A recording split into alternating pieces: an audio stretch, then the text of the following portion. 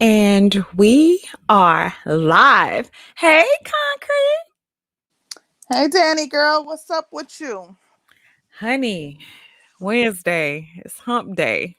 I'm, That it is. I was about to say something, but I'm going to be a Christian woman Oh, today. I can surmise what you were about to say. But how is your week going? um, it's been okay. I've been a little blase blah. My mom's death anniversary is nearing, and I Oh, generally get like hella sad, hella moody.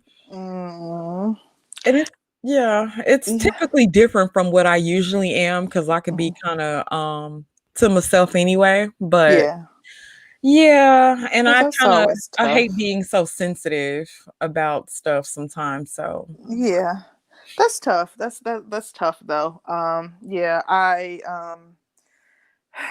that's tough. So I can understand you, feeling a little down around that around that time of year, this time of year. yeah. Hopefully you can keep your mind preoccupied or do something maybe in her honor and her memory, in order to keep your spirits lifted. Yes, I'm gonna come celebrate in the A this weekend. Okay, So okay, okay. I'll be out there. ATL. Yeah. Child, I am so freaking tired. Like I literally feel like like this is how I know I'm old. Because like ever since this past weekend, just hosting, I still feel like tired and kind of just like worn down. Like I've done so much because even after hosting, just going through and cleaning my house and trying to disinfecting everything, and I'm still like not done like deep cleaning my house. It's not bad. I don't have too much left to do. And then I had told my daughters that I had been telling them that we were going to do something. We're going to go to Atlanta Botanical Garden and go out to dinner. So we're supposed to do that on Saturday. And I'm like, I really just want a day. I'm kind of contemplating like maybe I should have taken off Friday so I can kind of chill and have a day to myself. But next weekend I'm going out of town, so I'm like, I better not. Save yourself, black woman told me not to get COVID out here trying to be grown. Oh, oh, Now okay. see, save yourself, black woman. Well, I wasn't even trying to be grown. We celebrating and cheering, honey. We ain't doing nothing, uh, honey. she said, "Don't get COVID out here trying to be grown." Baby, she be doing me so bad. Mm-mm. Child, She she be be doing going in. She is something yes. else. But you should have a nice enjoyable weekend to look forward to. So that's a good thing. Yes, I hope so. I think it's gonna be a lot of fun. I'm Lots sure. and lots of fun. Um, there has been so much going on in Oh these gosh, I can't YouTube even keep up. streets. Not with me though. Not with No, no, me. no. I'm just saying, like, even in the space, I'm like, what's going on, child? Let us know. What's the tea? So it's still talk about women being in the space. Mm-hmm. And so Ramil did a live the other day and went in. You hear Mm. me? Listen. I was sitting there in Ramil's chat and I was like, what did I do? What What did I prompted do? it? Are the women in this space keeping up some mess, child? What's going on? I have no idea. Mm. So when things kind of happen like that, especially if you've been cool with people and everybody's been cool with each other, Mm-hmm. and then somebody starts to go in, it's like, oh, did I do something wrong? Oh my gosh. And I was like, let me get into my real feminine energy. Ah, Oh my listen, they goodness, ain't what too is keen to going having chicks on, over guys? there, no way. So you know. Honey, honey, it was it was kind of it's interesting to me because what I have noticed about the space too is that I think a G doesn't have a gender. And what I mean by a G is a person with some sense, a person is about their own business, a person that's Wait, a cool, G laid as in back. like a gangster? Well, I would say that you are a G. And I don't mean that you necessarily have to be a thug to be a G, but you're not always in some mess. You ain't popping shit. You would, or and even still, because you could be a G and do all that too. You know what I'm saying? But I be thinking like a G, like I mean, G, like a real person, like somebody that's yeah, real, that's kind of real and authentic. right, Okay, I got what right, you're saying. right. So, my whole thing that I've noticed about the space is, and I hate to say it, I Mm. hate to say it, but I think we're G's over some of the guys here. Uh-oh. You know that's about to be a soundbite. I'm not even saying the majority, but I will definitely say some. Mm. Yes, I will. Okay. Um, Can you speak as to why? Can you speak on the reason why you feel that way? because it's a certain way that we handle stuff. We're not tattling on anybody. We ain't trying to come at nobody for no good damn reasons. We Mm. chill. We want to be laid back. We want to have a good time. We want Mm-hmm. to talk some stuff. We want to get down to these issues. We want to have some real conversations. We Mm-hmm. ain't on nobody's time. We chill.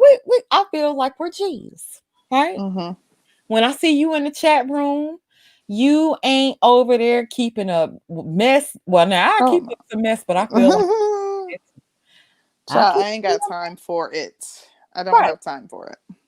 This boy said, "G's for Golden Girls." I hate Oh you. no, he I didn't. hate you Weren't we wrong. just talking about this fool? I Weren't we hate you. just talking about this fool? I cannot. He said G for Golden Girls. No, he didn't. You know what? You wrong for that. You low down. Jerome got me. That man is a fool. Listen. Low down. He said G for Golden Girls. Wow. Baby, I'm Jerome got speechless. I can't even formulate a response for that nonsense. That man is crazy. He need a check, child. baby. When I say Mm-mm. I'm snatching Jerome's damn rent, I'm snatching y'all asses on notice. Child. Mm-mm. He got But us with that one. Go he ahead. But did. what were what were you saying though? Honey, I don't even want to talk about it no more. Listen. Well, let me just say this. I, it seems like every few weeks or about every month and a half, every 6 weeks, there is, something that happens in the space or somebody gets hair up their tail and, there becomes this whole campaign regarding why women shouldn't be in the space. 99.99999% of the time it has absolutely nothing to do with us, but of course we are women and we are in the space, so we're Yeah. part of the attack. And then including Concrete and Sister George, they are influencing men, and they're turning men, red pill men into blue, all these assertions regarding the type of influence that we have over these strong-willed men in this space. So yeah, it happens every few weeks. Yeah, honey. And but he was the person that I just didn't expect it to come from him like that. And I was Why? hurt by Because it. he constantly talks about how he feels God damn it, women. I'm different. Oh, Oh, so you didn't think that you would be subjected I to thought I was his? special. Ah, okay, yeah, yeah, I hear He you. I thought he feel was you. my friend. Okay, I feel you. I guess he turned out not to be though, because it sounds like he left no stone unturned when he was Child, coming for the females. when I say none of them, Mm, he was like, all get y'all. the one in the corner. Wow. Look under the rug. Listen, I don't even expect anything less from Ramil. Like, I'm just gonna like Ramil is cool. He has very strong opinions. I don't have anything against him personally, but when people have the strong convictions about black women, I kind of just steer clear of them because I am a black woman, and in addition, I think that a lot of his rhetoric would be triggering. But you know what? Hmm. Now I do think I still think he offers a good message for men. Yeah, me Um, too. but my whole thing is within the space, and it's a big problem that I have within the space. It's not a right is right, wrong is wrong type of thing. It's a you're a bitch, I'm a man, Mhm. you need to stay in your place. Oh, And yeah. then you see some of the guys acting like, and I'm not saying the majority at all, Mhm. definitely not saying the majority, but when you see some of the guys acting like little hoes, you're like, Okay. Yeah, go ahead. like, oh, that's interesting. But I got Mm, you, got you, got you. okay. But then and it gets interesting because they expect women to have this same type of attitude as it pertains to men. Mhm. And it's interesting. It's Yeah. interesting. Imma get on up off of it. Imma get Well, on up out of let's there. read the super chat. And this is a good segue into our topic though, anyways. But let's read the super chat from Jack Spade. He says, damn race first, gender first. First thing is first, it's all about the cream. Whatever that means. You Um, don't know what cream is is? it money?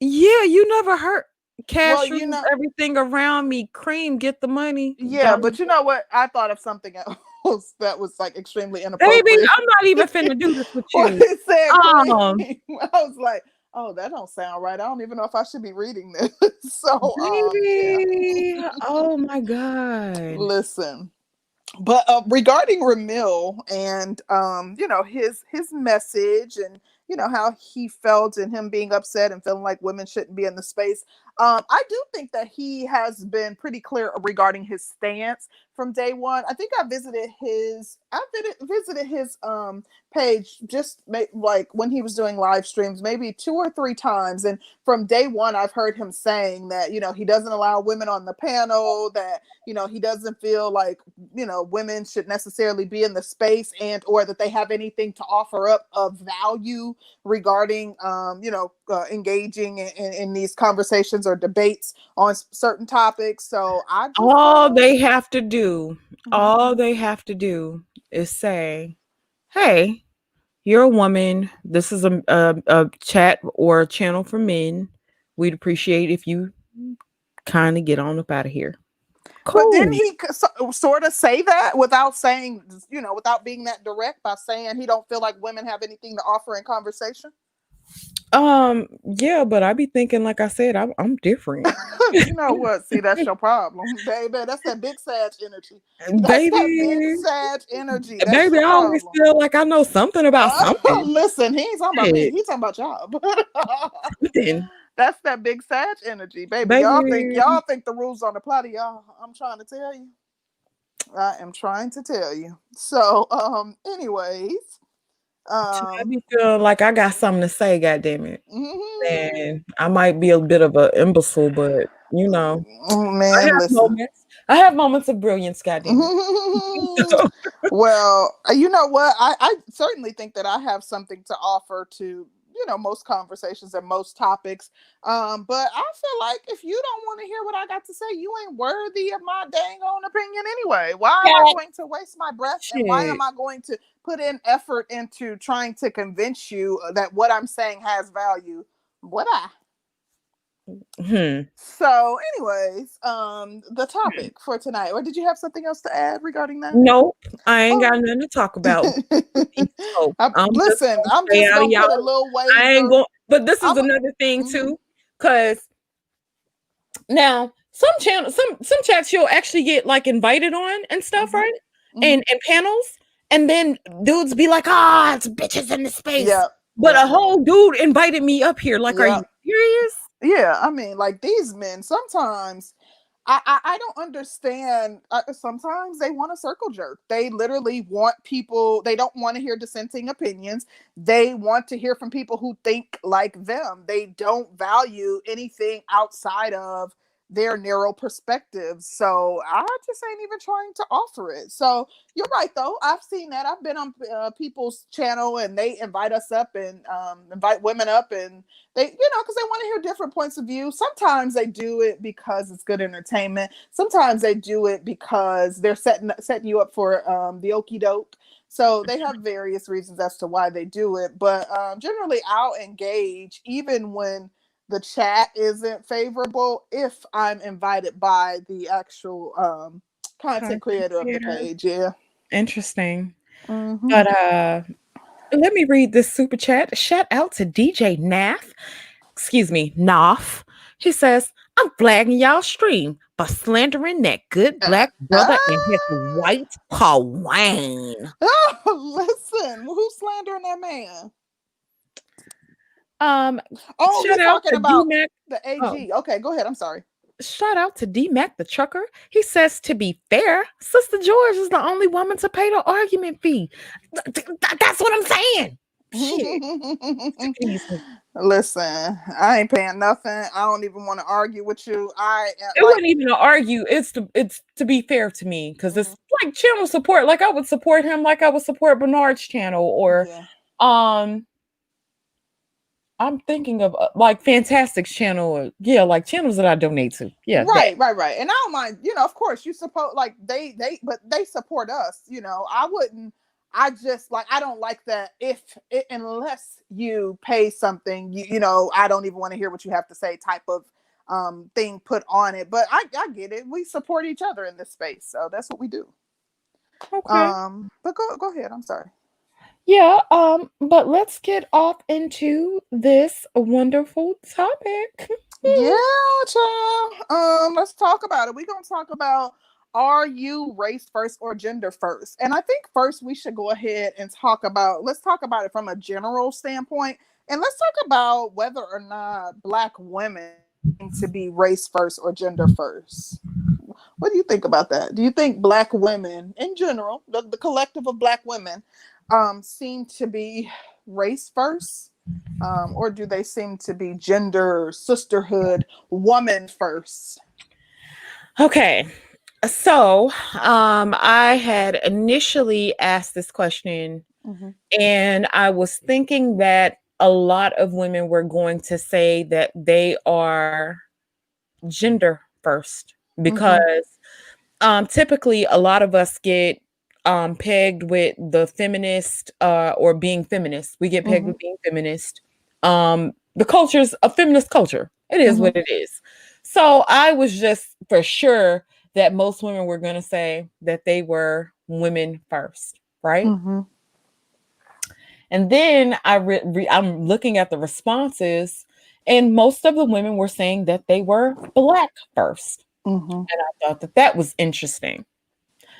I so it's like I'm Mm-hmm. looking at it, then I'm looking at the protest, I'm looking at the stuff online, Mm-hmm. and what I would say it's about half and half. Okay. I would I say think it's that's about fair. half and half that would I would say half would say that no, let me say it right. Let me say it right. I would say majority of women would say that they're black first. Mm-hmm. Majority of women would say that they're black first, but the actions of most women are Mm-hmm. women first. Gender first, right? Yeah. I like disregard anything that though. Like I don't really care for those self-reporting studies. Like I hate self-reporting studies for like these types of topics because first of all, self-reporting studies 9 times out of 10, especially if there's no anonymity, that people are Mhm. going to try to show themselves in a favorable light. So Yeah. I will generally like, scrap that. I'm going off of what I see, and from what I see, I think the overwhelming majority of Black women are gender first.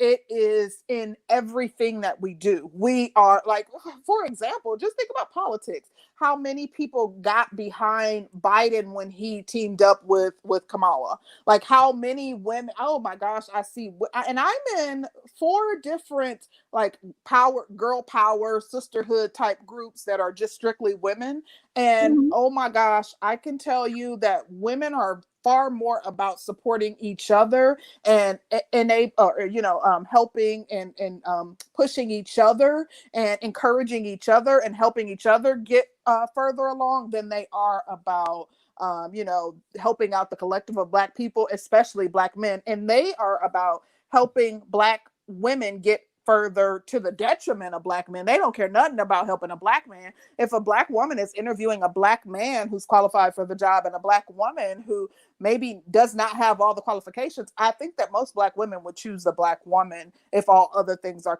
pretty equal. So I would say the overwhelming majority, probably 70% of black women, are most certainly, probably higher, but most certainly gender first. Okay. So then it came down to the men. Mm-hmm. Majority of men are men first. Mm-hmm. Did they report that too? Did they say that? They Yes. admitted it? Oh, okay. Most men say that they are men first. Mm-hmm. Um, they're men first. They're men before they're any other thing. They feel like they have to be a man in whatever situation. They don't black, white, blue, whatever. They feel like they are a man first. They're not their fellow. Interesting. And so with them being men first, Mm-hmm. they have a right to choose whoever they want to date. What they want to, they have a right to choose where they want to live, where they want to create, where they want to do whatever. Mm-hmm. And so they say they're men first. Mm-hmm. And so let me read the super chat Mm-hmm. first. Shout out to brother Leo Anthony. He says black women are not willing to change for the better for black men to Mm-hmm. help the race, but they will come together for something that benefits women. Um, I can't even say that I disagree with that. Yeah. Yeah, I can't say that I disagree with that. I can't say that I disagree with that at all. Yeah. Um, Thank you I for the super chat though. so what okay, so you talked about what they reported, but what are your thoughts? Like, do you, from what you see, do you think that men tend to be gender first, black men? Um, so so I'm thinking, I thought about this, Mm-hmm. and initially I was like, nah, most men most men that answered that what you call it did say that they were their gender first. Mm-hmm. But then I thought about the plight of black people and what black men have done for black people Mm-hmm. and what black men have fought for black people. Mm. And it made me feel some type of way because initially I started to minimize that and say, well, if men were men first, Mm-hmm. if they were men first, then nobody would have fought for black people. Mm.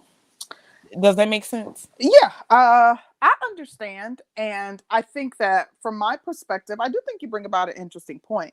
I think from my perspective, what I see in today's society, I think that the number of men that are men first is growing, and I'll give a percentage in a second, but I want to I say believe this. that too. Yeah, I do think though that I think that this is like almost like a paradigm shift. I think that Mhm. in the past and in previous years and um in the 70s and in the 60s, the 80s and 90s, that most black men, the overwhelming majority of men were certainly race first, but I think that started to change. I think that as we see these new movements popping up where men are focused on their happiness above all other things, that we will see more and more men that are gender first. So I think that in the Yeah. past, most black men would have said race first, but I think that black men now feel unappreciated, feel neglected, feel like they've been had in certain ways. I think that they don't feel the love. So as a result, I think that like I said, that number of men that are gender first is growing. If I had to put a percentage on it, I would say that it's probably if I'm looking at just actions, I don't not paying attention to what they say, because I think more men would say that they are gender first than they are. But if you look at their actions, you'll realize that no, you're putting your black family first. You're putting, black women first. You're willing to stand up and protect black women. So that doesn't jive with what you're saying. So if I'm just going to throw a number out there, I'll say maybe 40% of black men are gender first, but I do see that number continuing to grow.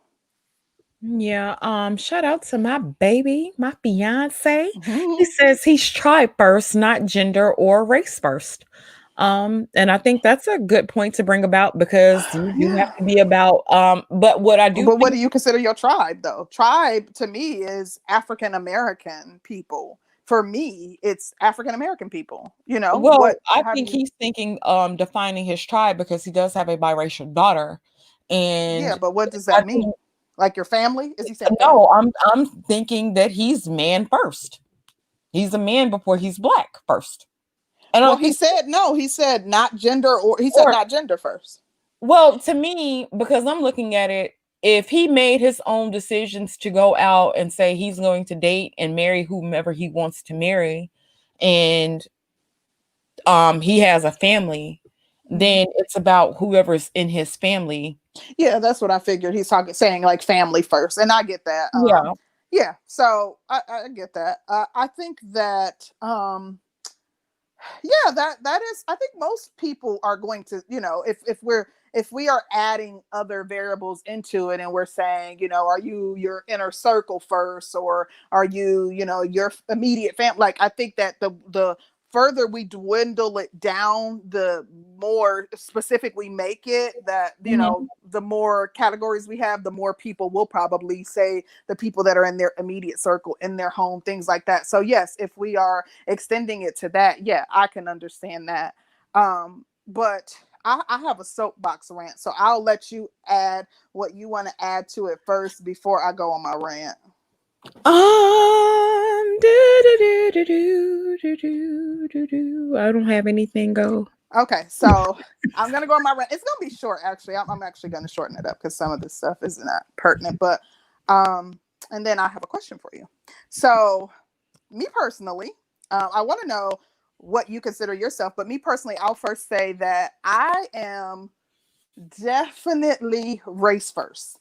There was a time that I was gender first, and I can readily admit that. I was about the Mhm. sisterhood. I love black people, but I still was like, you know, my sisters come first. You know, I'm like, okay, I'm gonna, you know, make sure that black women are encouraged, that, you know, black women are, know that they're loved. I was just all about the sisterhood. I wasn't like deep off into it like I was a part of a cult, but I certainly was a proud member, so to speak.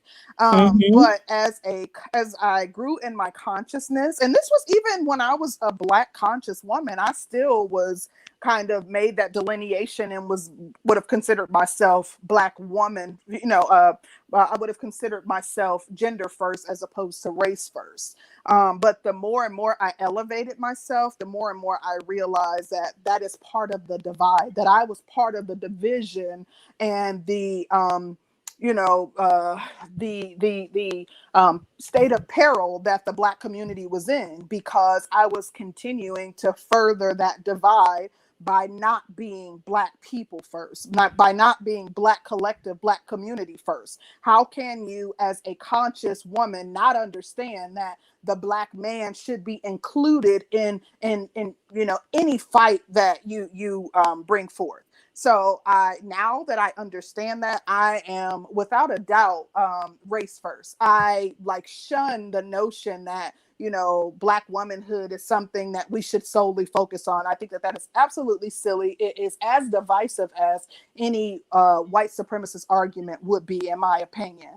As a black conscious woman, the black consciousness is essentially like a mixing of principles. So it's a mixing of the ideologies that hold true, you know, that support, you know, freedom and liberation, and you being unified as a group, and your self-worth and how you value yourself and things of that nature. And a part of that, the cornerstone of that, is going to be, or how that would be reflected out into the world, would be the choice that you make in a mate and what your family looks like. So as a result, I think that me being a black first woman, my partner is black, you know, my children is black. I want my legacy to, I want to replicate my black skin. I want my legacy to be me, and, you know, my fiance replicated over and over again, and just seeing, you know, a beautiful sea of blackness that looks like me. That's like the number one, you know, of utmost importance to me. So I just want to touch on a few other things.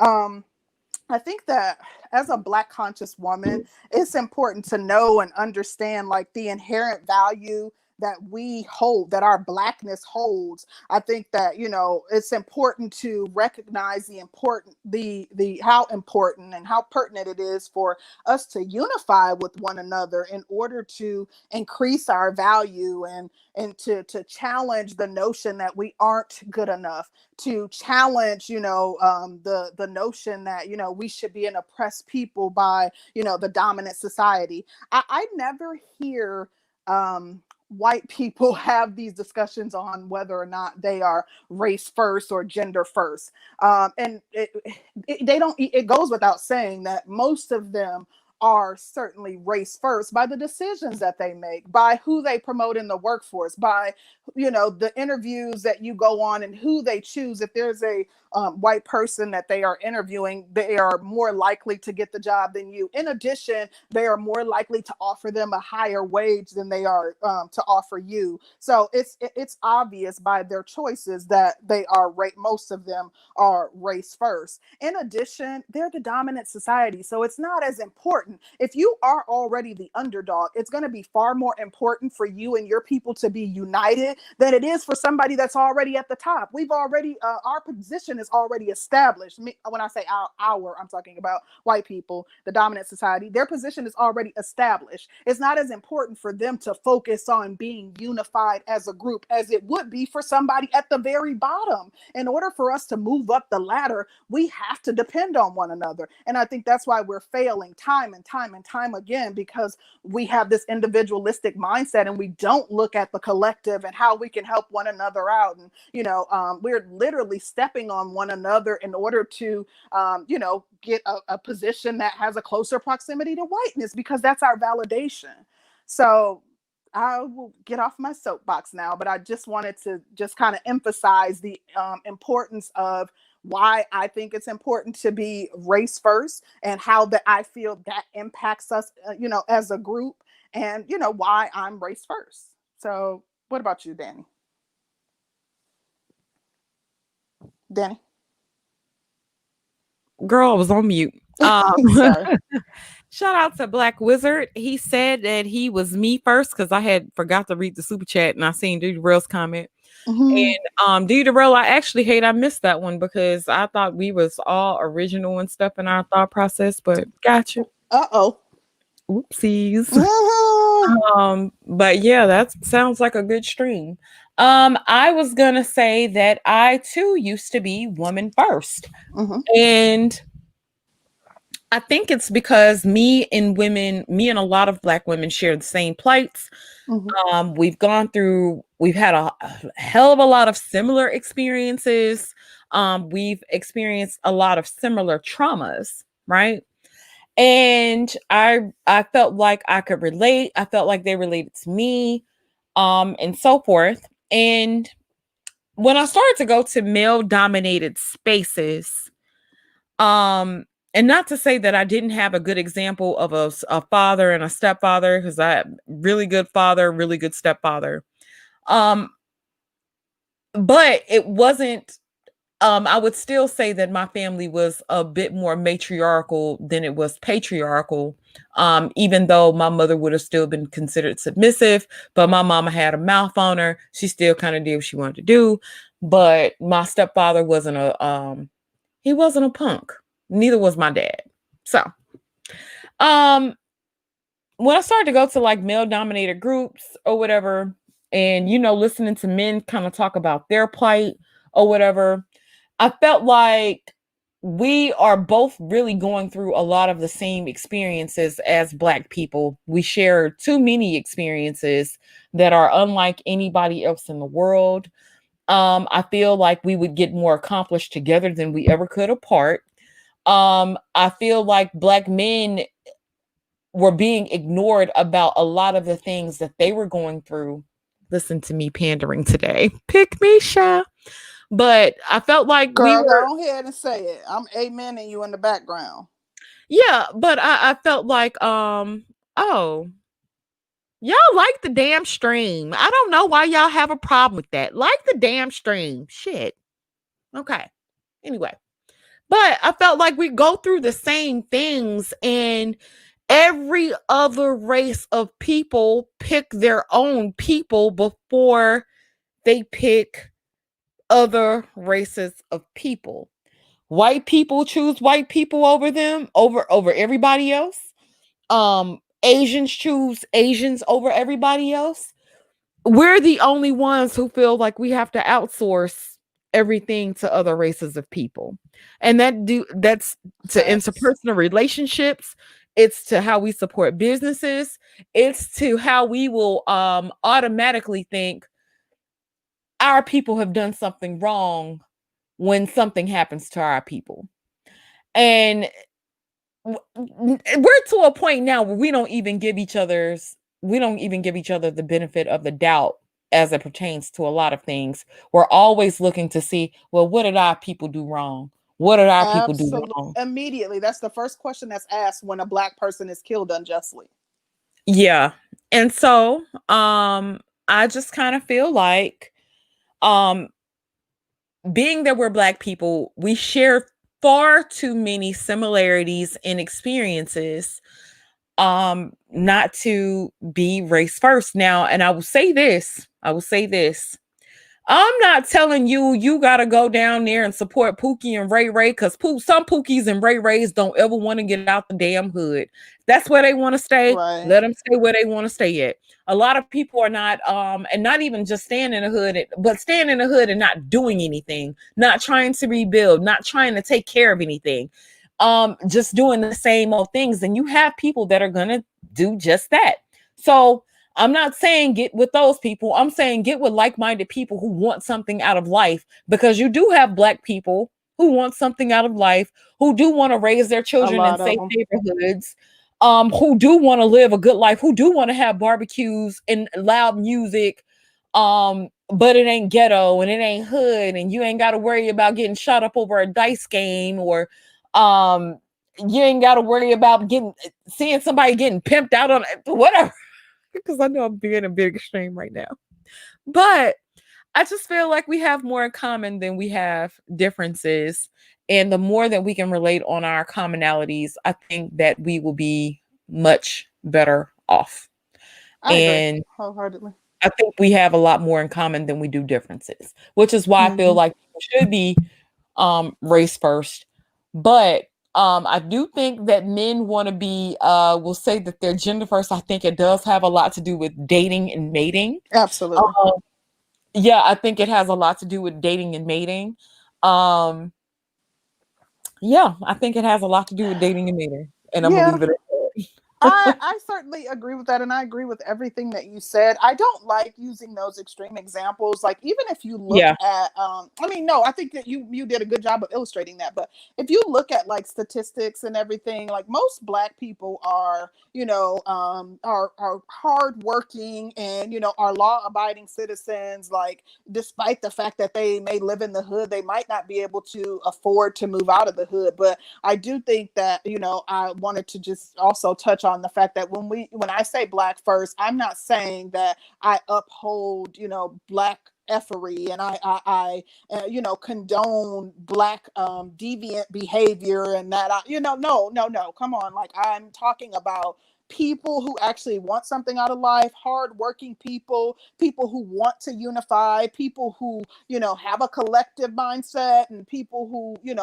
actually aspire to have nice things, to own property, to have a nice life. Like I am not talking about all the thugs and people who are like committing crimes and things of that nature. That's not what I'm talking about when I say I'm black first and I love and support black people. Not at all. I know people like to use those extremes, but for me that's not who I'm referring to. yes. But then let me ask you this good question, Hmm. and I want to know your honest opinion about it. Hmm. Okay, so do you think a trailer park white person would get chosen over a black man in a suit if it came down to a job? Yes. Okay. I do. And like let me give you an example. Excuse me. I know someone who is degreed and you know, a lot of experience, and they actually worked at a place where someone was promoted over them to be supervisor that had little to no experience and no degree, and had a history of being a dog catcher.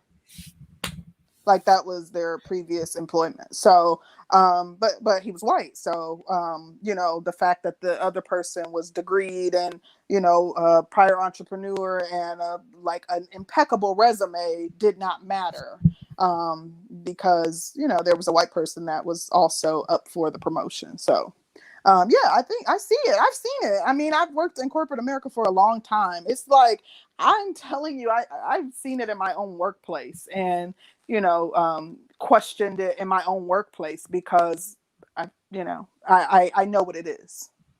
Okay. Okay. Shout out to Latrell Pollard.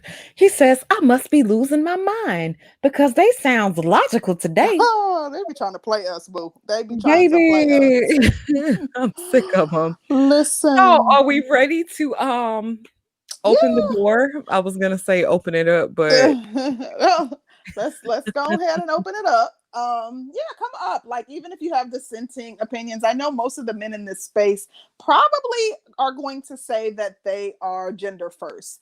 And like, to a degree, I understand it. Like, I'm not mad at women who say that they are gender first. That is not my mindset, and I do still think that that furthers the divide.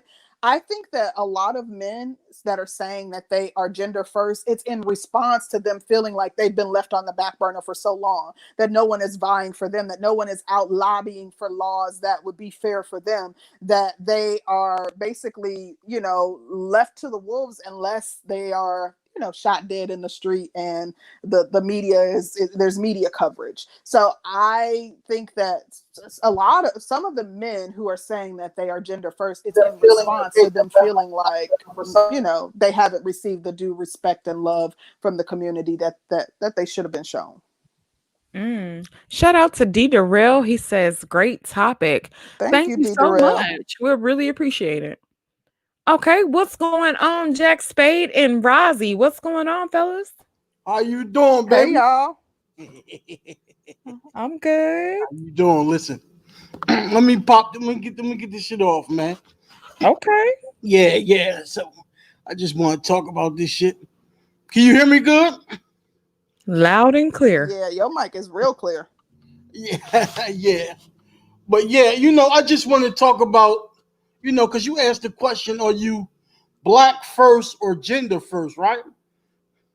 I Yep. feel like all right. So me, I'm black first. You feel what I'm saying? I feel like all black American men in this country should be black first. You feel what I'm saying? I know people gonna disagree in the chat room. Dumbass niggas can disagree all they want, but at the end of the day, you feel what I'm saying? At the end of the day, we're at the bottom right now. I mean, we've been that way for a minute, but we still in the same position where this white man is able to dictate everything. You feel what I'm saying? And as a black man in America, I'm not comfortable with that. You feel me? I'm Well, not. let me ask you a question. Uh huh. Okay. Because now we're in a totally new generation of things. Black people, girl, I wasn't talking to you. Um okay, we're in a new generation of things. We're able to build our own. A lot of people are lazy and not just literally not wanting to fill out the paperwork and actually chase the dream and actually Uh work huh. hard for it.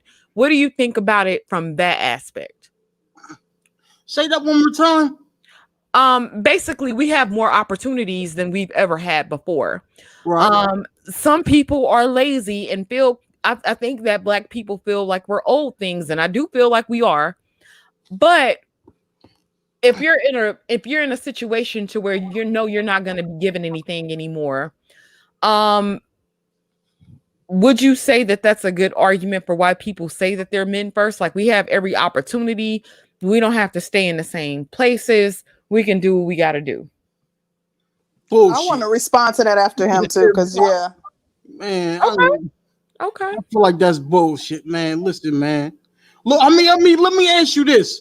How It's many an illusion. It's an illusion. We're made to believe that the world is our oyster and that we have every opportunity. We Oh, have the yeah, because opportunity.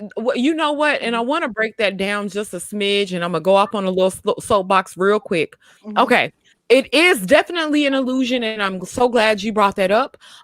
You have Facebook, Instagram, you have a bunch of social media platforms where people are allowed to promote themselves, Mhm. right? What does promoting yourself means? So I don't get on Facebook and Instagram and tell you guys every time I'm crying what I would normally do and what a lot of people normally do. They're going to post pictures of them doing nice things. They're going Mhm. to post pictures of them going to nice places to give you an illusion of success. If you have an illusion of success and you're thinking that, okay, well, they have a little money, but then you look at the ownership of America. At one point, and this is about a decade ago, America was like maybe 0.5% was owned by Black people. 0.5%. 0.5% of America was owned by Black people. And that says something because we really don't own anything. We Mhm. really are not doing it like, never mind. I'm gonna get up out of here. Well, you But know what though, and that's when I say it's an illusion. That doesn't mean that you can't get a decent job and be able to provide for yourself and your family. But like, it's not just Black people who are living in poverty, but like most Americans are like one or two paychecks away from homelessness.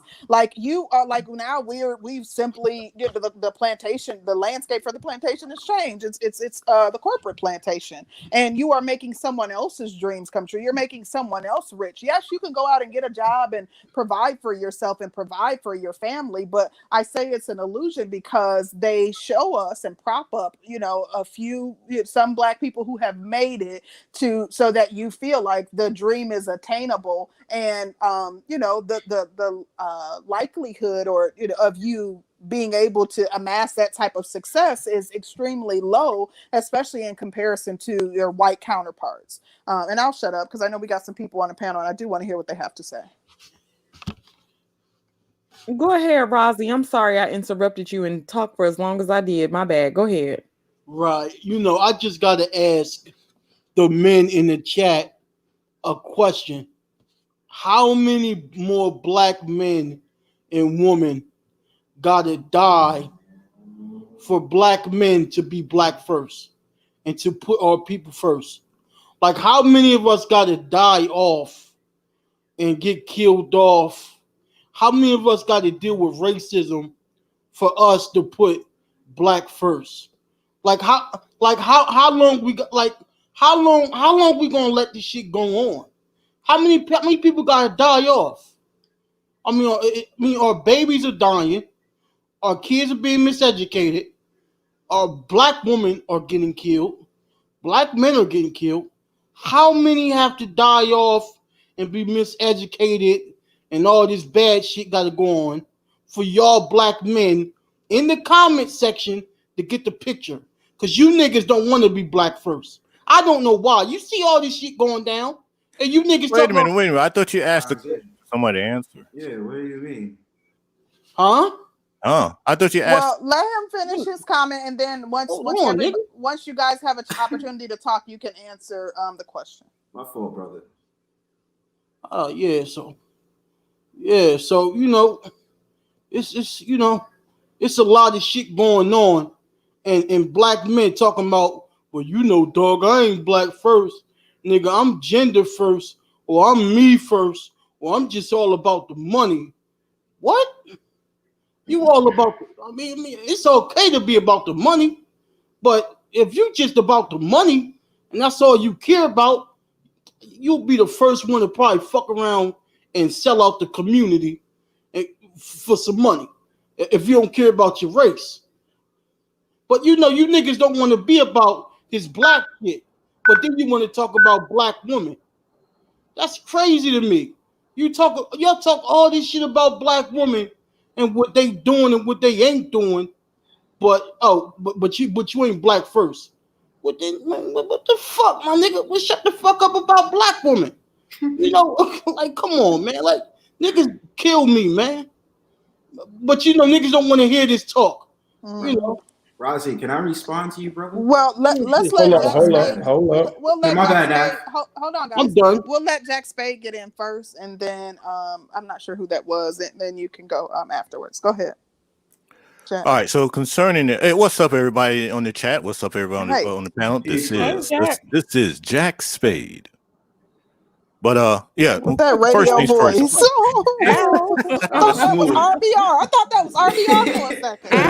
Don't put RBR and my name in the same sentence. But let's get going before we take up everybody else's time. But yeah, education starts at home. What do we? I understand there's going to be some parents out there who's put in the work. This is just a general statement, but unfortunately, we don't take education serious. What we do is we play with the kids from birth until it's time to send them to daycare. Then we send them off to school and expect the government to take care of the job. Parenting and education is from the day they come out the womb to the day that they die. It's on us as individual parents to make sure that our children are properly educated and stay on them and stay on the curriculum that they're being taught. Unfortunately, we just have too much black on black crime that's going on. So we are actually killing ourselves. Once we can kind of somewhat address some of that, then we can start making waves. And also the thing about the people having children out of wedlock and trying to raise them in separate households. If we can cut that back a bit, we can start making progress. I'm not saying it needs to be perfect. I'm not saying every child is going to end up being raised in a dual parent household, but at least we can cut the numbers back a bit. Then we will start making progress. Well, I had some more, but I'm gonna come back to it later on. I'm gonna give everybody else time to just want to reply. read the super chat really quickly. We got one from Black Wizard. He says, Ain't I a Woman by Bell Hooks. She said, race first is male first. The Man Not by Tommy Curry. Oh, The Man Not by Tommy Curry kind of alluded to it too. Race has been about hindering the male because they are seen as a threat. Something to think about. Thank you, Black Wizard. That is a very interesting point.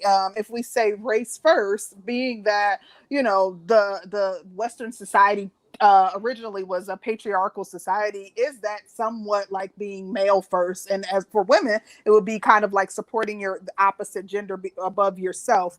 That's a good point. And I think Save Yourself Black Woman was pointing out in the chat that, black women,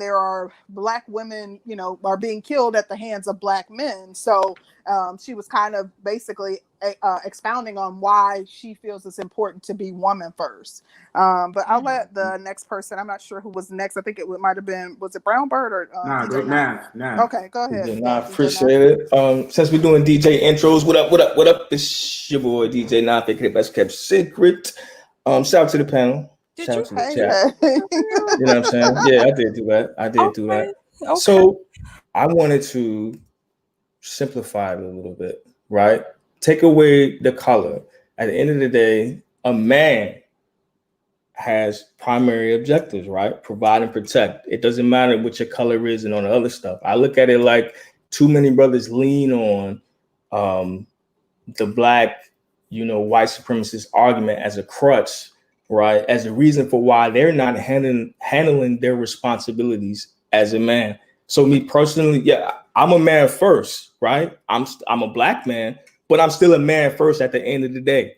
And I still have the same responsibilities and in the same position to compete with any other man out here, whether he's white, black, Asian, whatever, because that's what makes a man a man.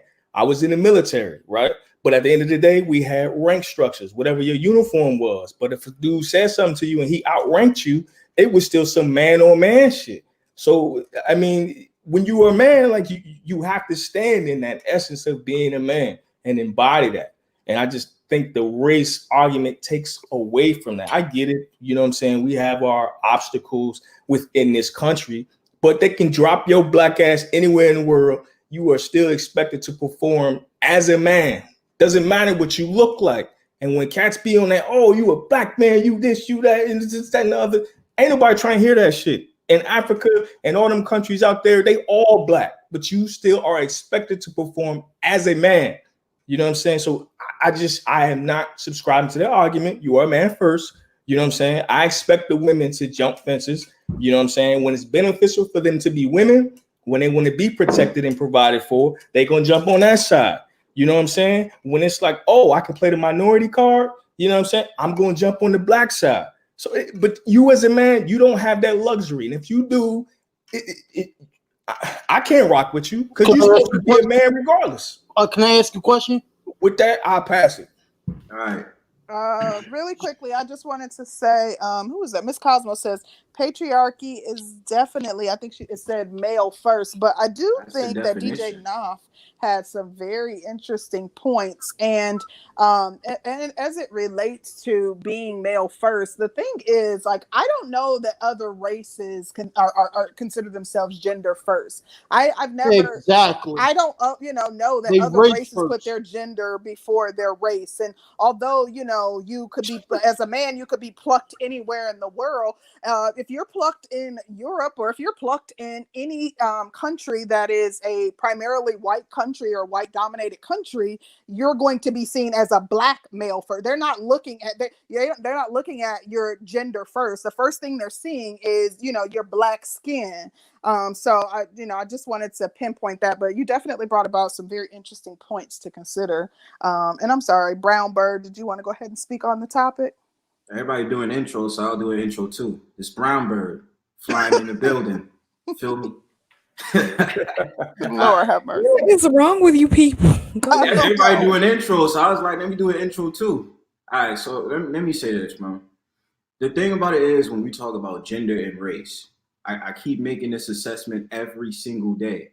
I feel like when we're talking about the black community, quote unquote, we cannot never have this conversation because for some odd reason, both sides want to find something negative to say. And first and foremost, I've always said this, and it's been prevalent for the last couple of years.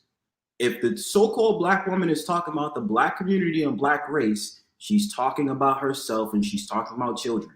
Especially the woman that sits up there and says in the comment section, I'm going to say it because you brought up statistics, save yourself, black woman.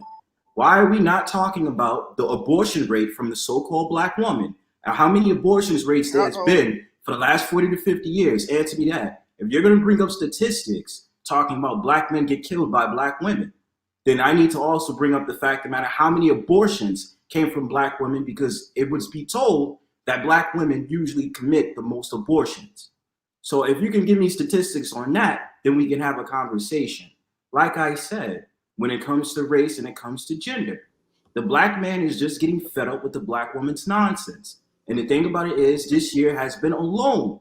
The black woman has stated her position on how she feels about the black man, because the only time she cares about the black man is when the black man is dead. When it comes to the Black Lives Matter protests, you invited all the other nations to be the voice for our people, and they have nothing to do with what we're doing. Okay, we go over that. We talk about abortion. We also talk about how they had those sleazy black women that sit up there talking about get your booty to the pole. So no, it's not no please get off the abortion, because it's real. Y'all don't want to talk about it. So that's my thing, man. I don't have anything else to say, but the black man, yeah, it seems as if the black man is going to be raised first. I would like to have the conversation, but not too many women like you and C. Rose is going to want to have that conversation on the steady. So it is what it is. So I ain't got much further words than that. Thank you, Brown Bird. We appreciate you. I do see how, I pride myself on being pretty objective and at least trying to understand the points from all sides, or the argument from all sides. But I feel like black men feel like they're indispensable. You know what I mean? They don't feel like, and someone brought up the point about like being being race first is, you know, similar to being male first, or it's the same thing as being male first.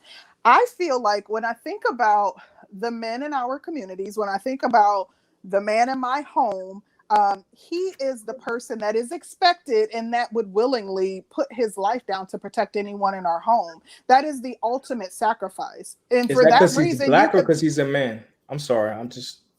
I don't know what other men do, so I can't say that other races of men feel the same, to be completely honest. But I was trying to make a point really quickly.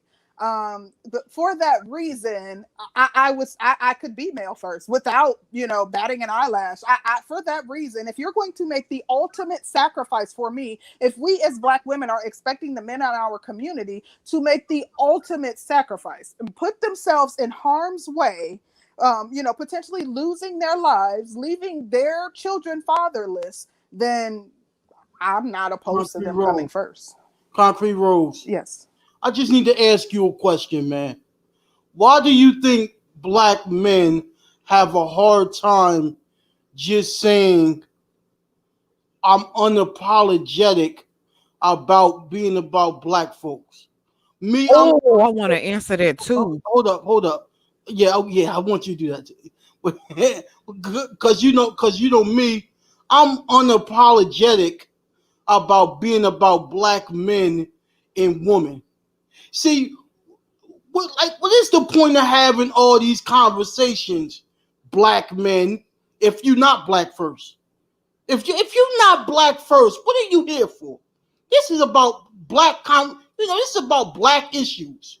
You feel what I'm saying?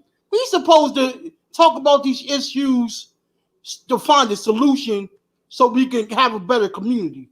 What the fuck are you here for if you ain't Black first? What the fuck are you here for? No. Well, hold on. Because I just like to get everything out so you can have a better understanding of what I'm like, my mentality. I got you. The reason why I'm part of these. Hold up. I'm sorry. I'm sorry. Hold on.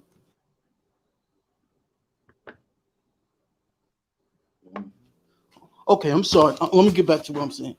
The reason why I am a part of these conversations is because I want us to find solutions to the problems, right? So in order to solve these problems, we have to put ourselves, our communities first.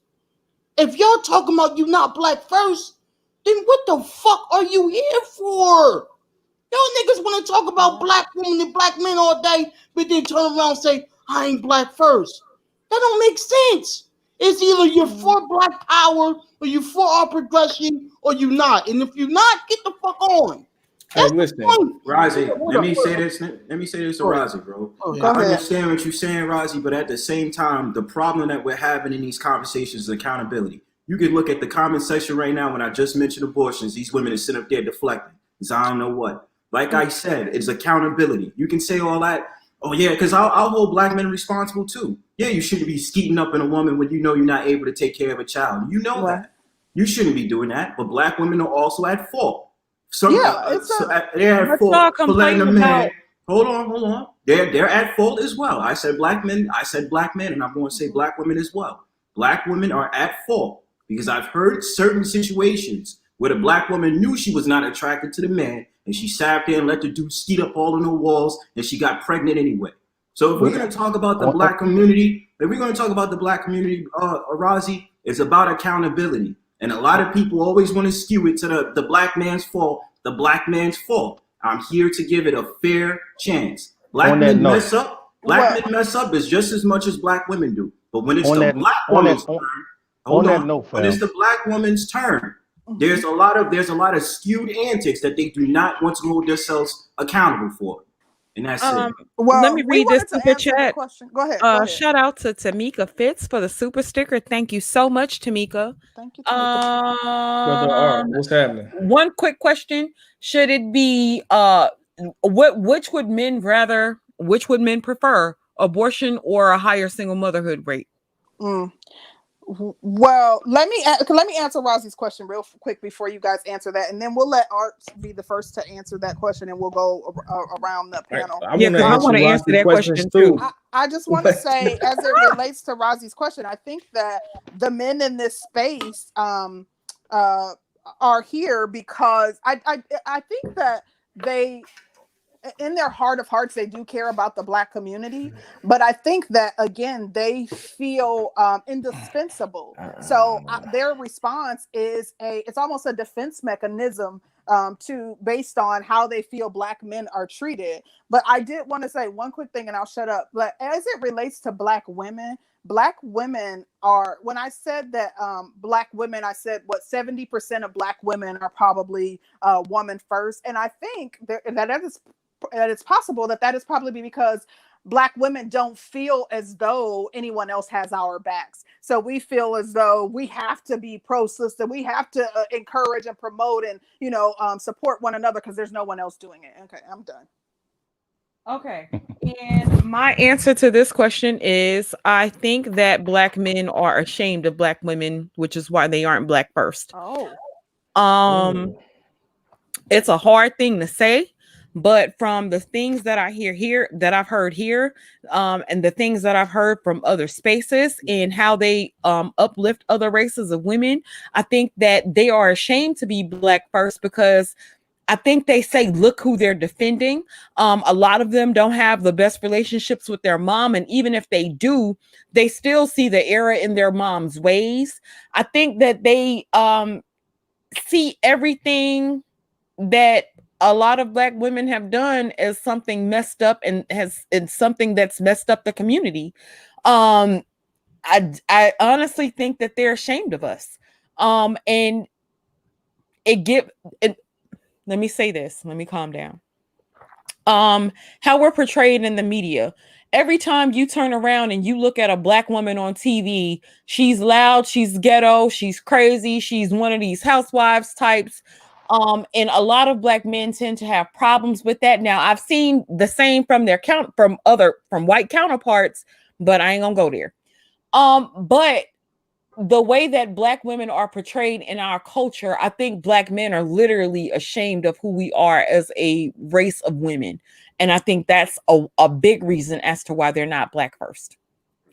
I wanted to give my response to the abortion. My answer to that is get the rainbow vac well oiled up and get to sucking. I'm going to pass it on. Go ahead, Brother Art, and then let me get in there. Yeah, the brother that was going into, and how is everybody doing today? What's up, brother?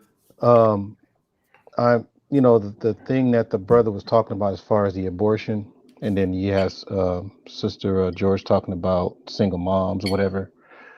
My question or even issue for those guys that are trying to run away from being Black or whatever, how are those issues or the fact that you don't like what's happening, how is that going to change your DNA?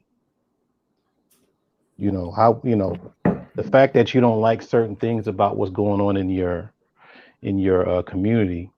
The best that you can do is to pretty much change your identity in front of the opposition, or even repeat what the opposition says in the community. I'm always having issues with, and I think it was a brother that was on this panel because I can't read these names, but he was talking about, we're on Black panels talking about Black issues, but you're ashamed to say that you're Black first. It's crazy. It's like the Twilight Zone. You know what I'm saying?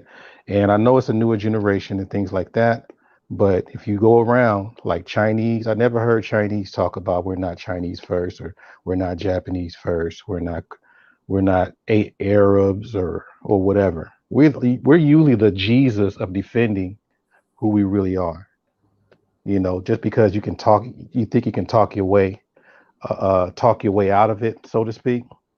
And one last thing, every now and then we talk about Black on Black crime.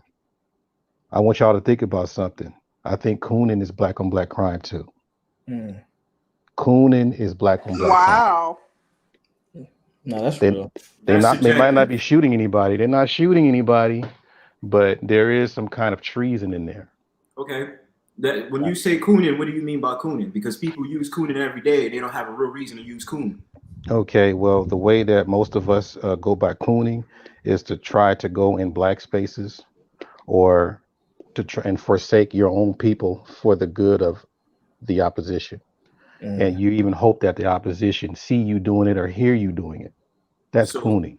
So seeking validation from another party is what you're saying would. It's more than seeking validation.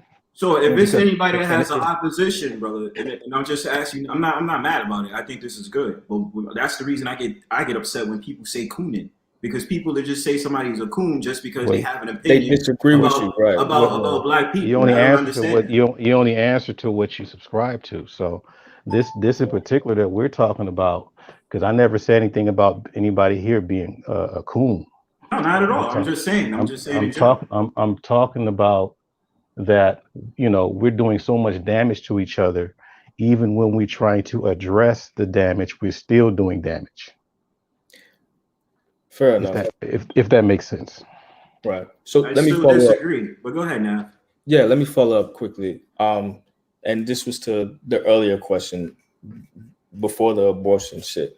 When you said, if you're not race first, why are you here? So I'll propose the question. If anybody's familiar with the analogy, the turtle and the giraffe, right? They have different visions, right? My perspective, and I've said this in other spaces, of course, I'm a black man. To me, it's kind of like, I don't know if they'll call it asinine or oxymoron. Like, first thing they see when I walk in a room, right? And I'm always predominantly worked around white people, is that I'm a black dude. I know that. I don't have to announce it. I don't have to put my fist in it. I'm black. I'm always going to be black. So there's no need for me to prove that. However, I do need to be respected as a man. Now, we live in a country to where grown ass black men were referred to as boys. So maybe from my perspective, it's more important for me to be respected as a man than being a black man. You know what I'm saying? And y'all talk about, you don't hear the Asian man do this. You don't hear because they are acknowledged as men in this country. Now, when I brought up that analogy in regards to why people like me are in this space, right? Turtle and giraffe, you know what I'm saying? And we talked about, Curly made a good point when he said, I'm from my tribe, right? If I look at myself as a potential leader of a tribe living in America, right? Which consists of a variety of tribes. Everybody is here, right? Mixing pots. And we have to work together as tribal leaders, right? If I'm coming in and I represent my people, I don't need them to just be like, oh, okay, that's the blacks, that's the whites, that's whatever. Regardless, if that's how that's seen, I need to be respected and acknowledged as a man first, because they already see me. They know what it is. When I see the Asian dude, I know he's an Asian dude. You know what I'm saying? But he wants me to respect him as a man the same way I want to be respected as a man, right? We see what each other are. So there's no need for me to put this emphasis on and wear the colors and be like, yo, I'm black and all this other stuff. The nigga knows what it is.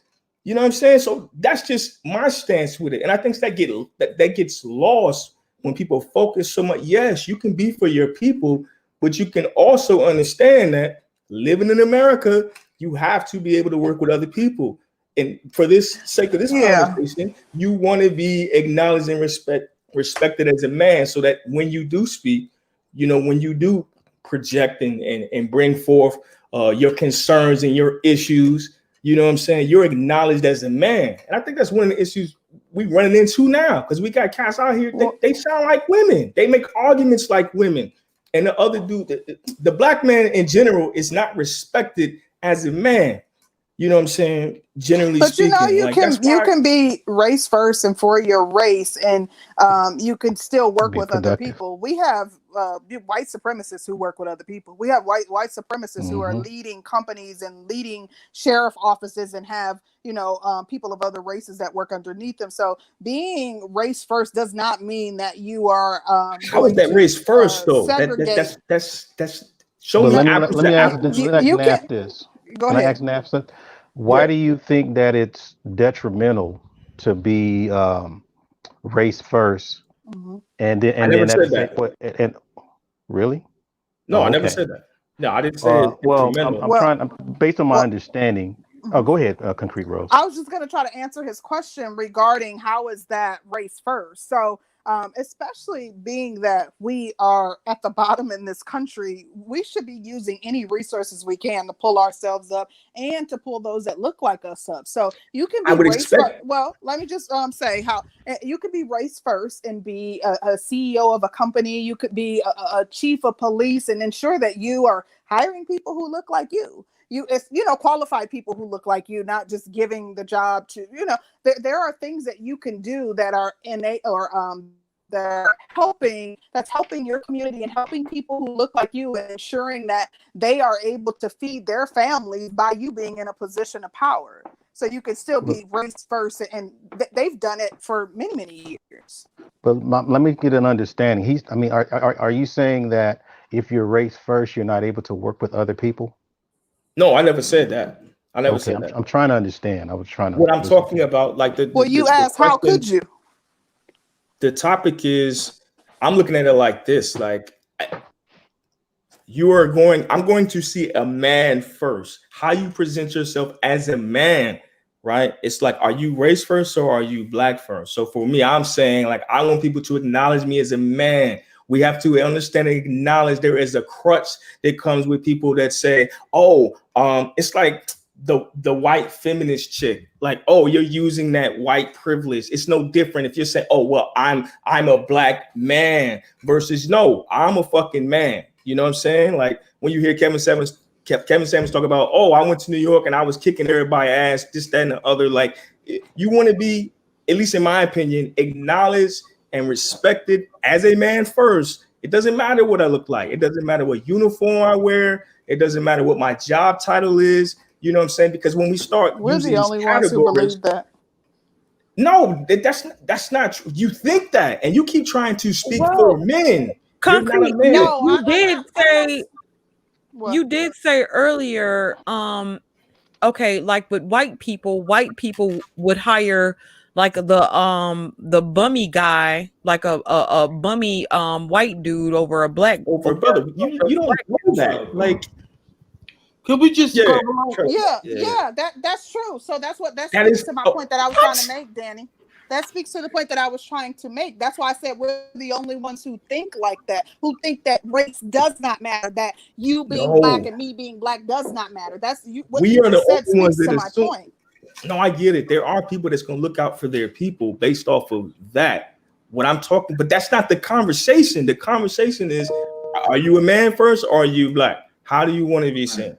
Period. Oh my God, man. If I can, let me. But like, you know what redlining is, like, and that's there we go. That has nothing to do with what we're talking about. It does have something to do with it. The important part of it is we can't ignore race. Like that's like people who say I don't see color. That's not a reality. Like we are a different color, and people do see that, and it impacts your ability to attain success in this country. See, Rose, let me ask you a question. Let me chime in real quick. Let me chime in real quick, please. All right, go ahead, bro.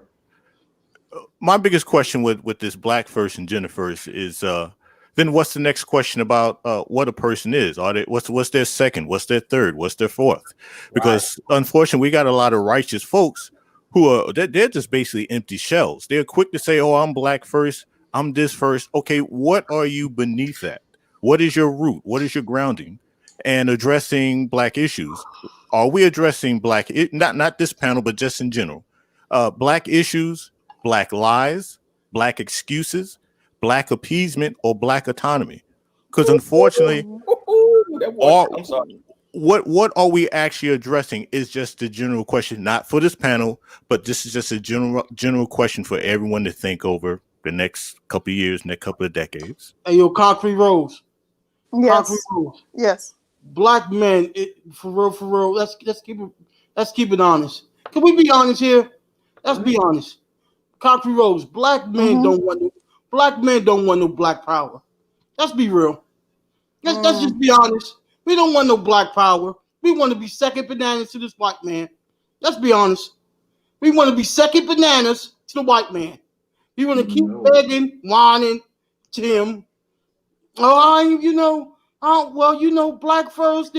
I don't care nothing about that. I'm just, just be honest, man. We don't care about no black power. We don't care nothing about that. We just want to be second bananas in the white man's bitch.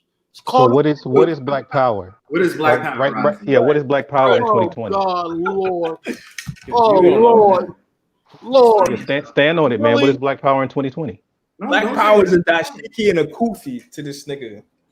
Don't say to him. Give him a chance. Give him a chance. Give him a chance.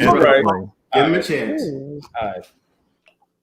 Black power to me is us being self-sufficient as a group.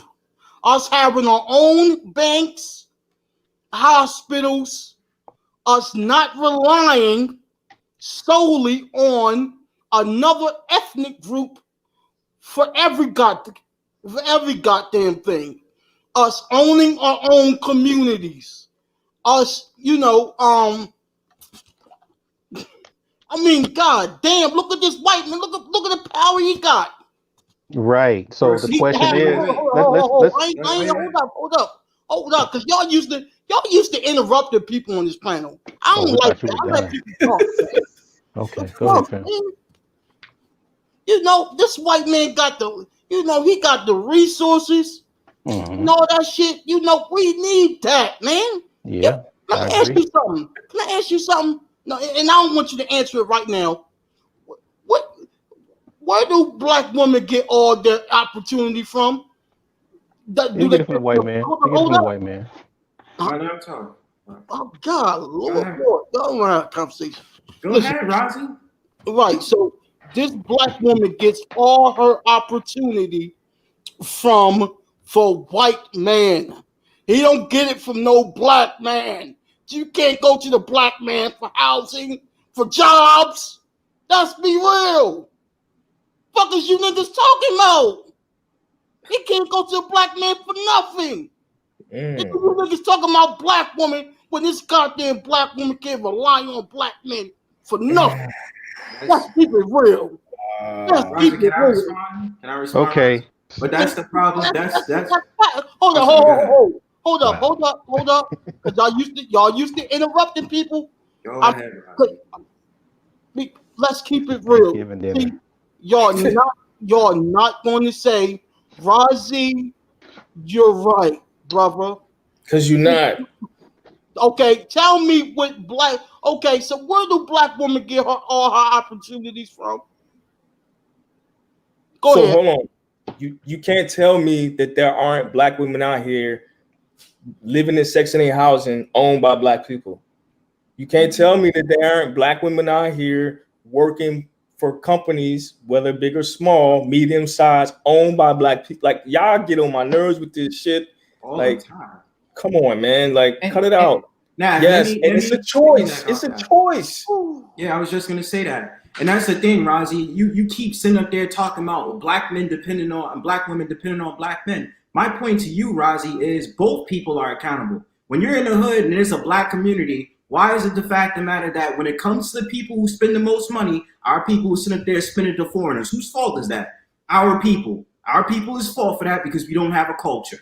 Because we sit up there and allow other people to sit up there and make the rules for us instead of making rules for our own, Rozzy. So don't bring up that whole thing about black women this and black women that. Who's at fault? Both parties. But like I said earlier, hold on, Art. Like I said earlier, bro. The problem that I'm saying, and what I've been saying for the last couple of years, when I have this discussion with black people, it is geared towards the black woman to be used as a person who goes with the victim mentality. When I sit up there and say that the black woman can do better, she doesn't want to hear what I have to say. Let alone there be another nation and sit up there and say, black woman, you doing this. Oh, well, I never thought about it that way. Like I said, who's the one that's in charge of the Black Lives Matter movement? If it's supposed to be geared towards the so-called black man being shot by police, 3 black women. They don't even mention black men on their website. So, Rozzy, give that thought again. And this is no disrespect, brother. I say this out of love, bro. Like, I would like to see my quote-unquote community thrive. Accountability has been the mainstay of what I've said over and over and over again. And so far as it seems, in 2020, through the 4 examples I gave you, the so-called black woman would rather listen to herself and the other nations before listening to the so-called black men, Rozzy. Now, Wait a minute. Art hasn't spoken. Yeah, go ahead, Art. Let Art get his point Putting the out. old man in the corner here. All right. I like to say that everybody on this panel has a valid point. I wouldn't just cancel out something just because I don't like what I heard or it just sounds weird. Everybody here has a vision. You got a method. I think his name is Ramsey. Razi. Razu. That brother is he has a vision. Razi. His whole thing is coming from vision and Art, can you leadership. hear him? He was saying his name is Razi. Okay, Razi. I'm sorry, fam. His whole thing is coming from vision and leadership. While you have other people around us talking about problem solving. Okay. Now, what's happening to bring those two things together is called critical thinking. How do you make some of these things work without canceling out something that does work? Right? Because that brother Ramsey, right? Razi. I'm sorry, man. I can't, because the reason why these names are real small on my phone is that he said, I mean, I don't think people paid attention. He said, how come we don't have our own infrastructure? How come we don't have our own resources? How come we don't have things in place where we always have to depend on this white man? So he says. The thing is, okay, a lot of us feel that way. A lot of us see that. The question is, how do you get there? Right. That's what you got to solve. Because I know everybody want it. How do you get there? I would definitely like to speak to that because, see, my thing is, and I came up because I heard this. It's a nonsensical way of thinking that people have. Like when a person says, "Okay, who is the black woman dependent upon?" You can look at that and say, "Okay, well, there's some factual thing to that." But at the end of the day, you depend on who you want to depend on. Black people, especially black women, have an issue with black male power. If they didn't have an issue with that, listen to me, brother. Calm down and listen, because you're talking about a problem that you won't solve, and there's only one way to actually get to the solution. When black men go into business, it has to be supported by other black people. Black women don't even want to support black men's businesses. It is multimillionaires right now who will do everything but put their name on their business because they know, because they're a man and they're black, as soon as they put their name on the business, it's not going to perform at the level it's doing right now. As long as that is going on in our community, you're not going to ever get to a point where the black women can come to the black man for every single thing.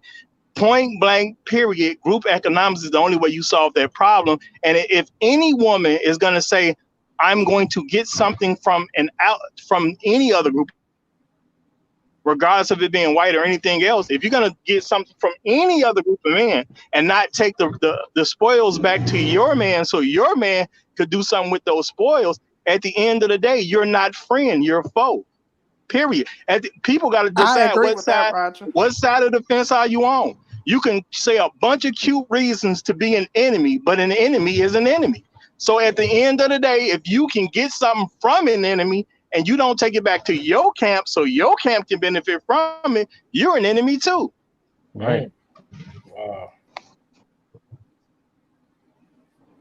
I was going to say something real quick about one thing I dislike hearing a lot is when people talk about fixing the community, building the infrastructure, because one of the hardest things in the world to do is to fix yourself, fix that man or woman in the mirror. I had to do it myself when I was in my early 30s. It was a kick-ass experience. It was an experience that, I had to shed a couple of tears.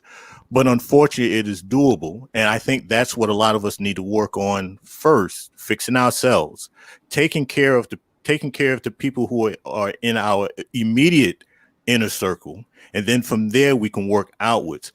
Too many times I hear, let's start from level 1 and then jump to level 5 and forget about the building blocks between 2, 3, 4 to get to 5.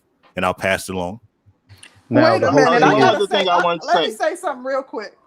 That dang gonna save yourself, black woman. Gonna put in the chat that black men are mad that black women aren't supporting their business, but all they doing is selling incense and oils. Hey, save yourself, Okay, black woman.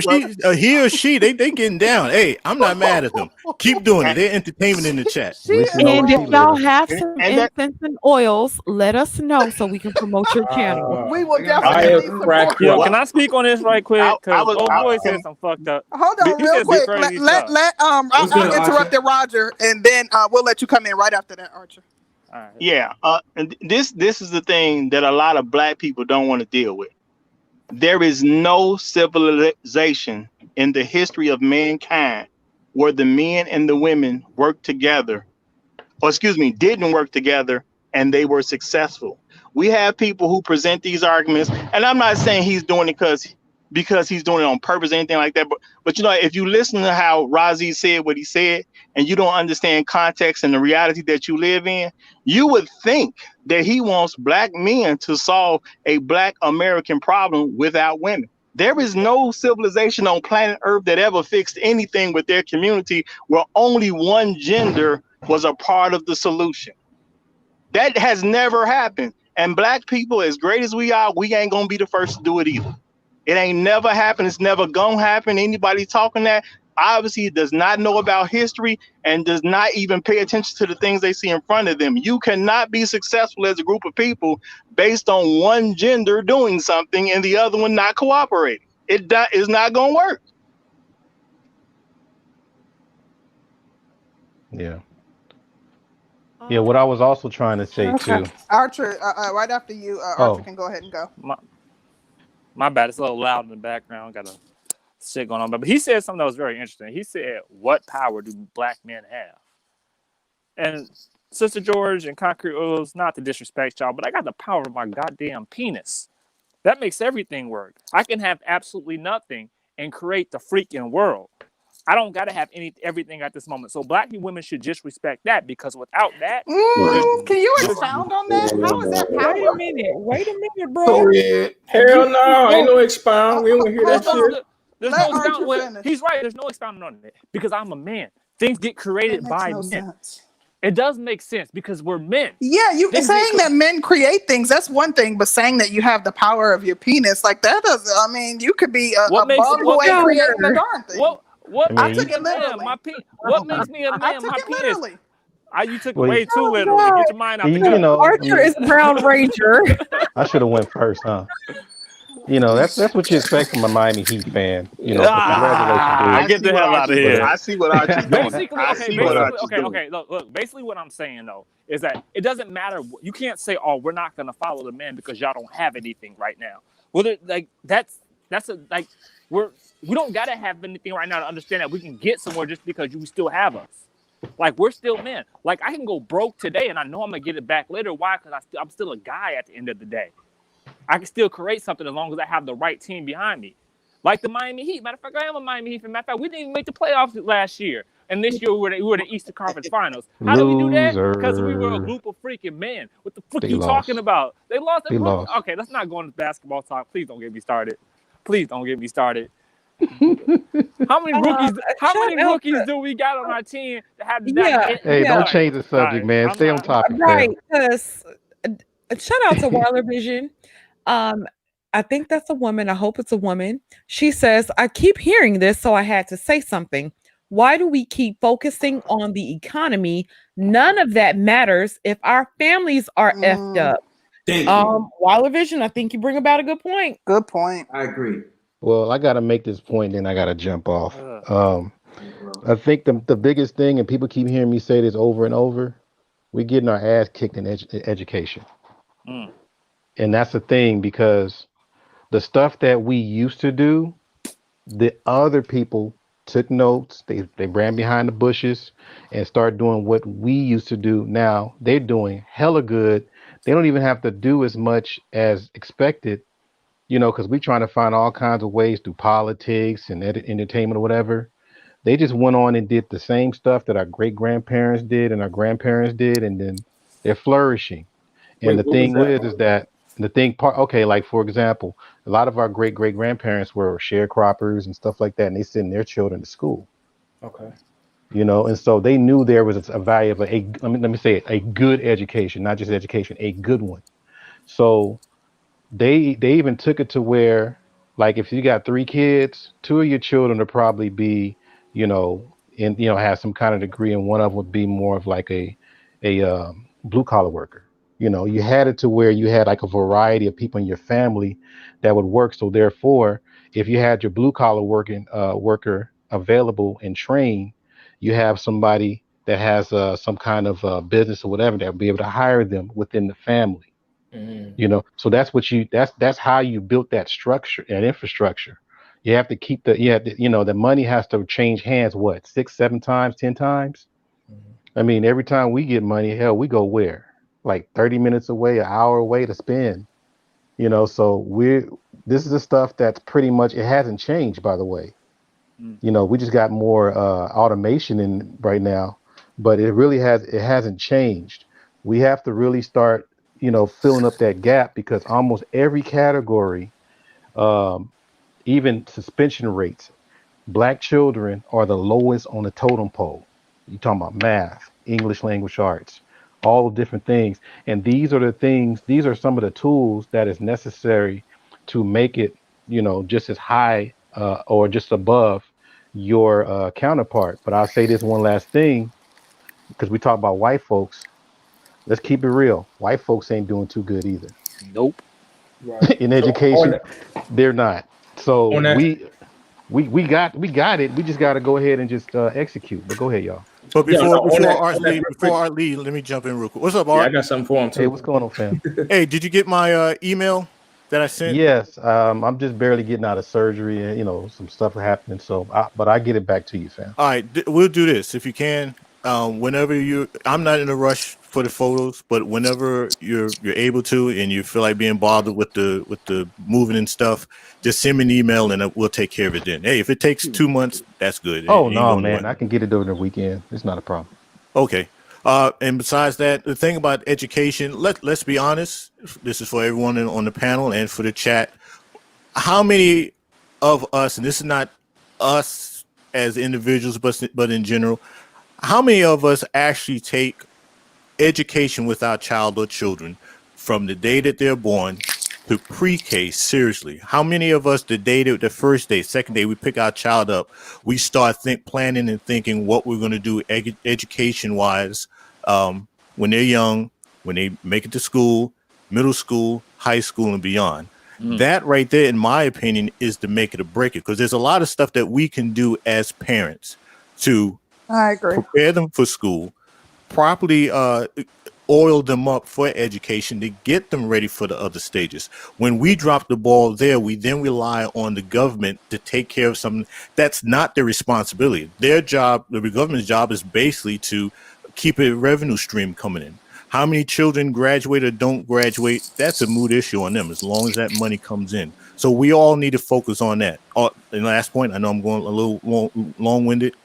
We have a hell of a lot of so-called educated people, male and female, who got all of these degrees, and they don't have the chutzpah and the umph to at least sit down and help their children with their freaking homework.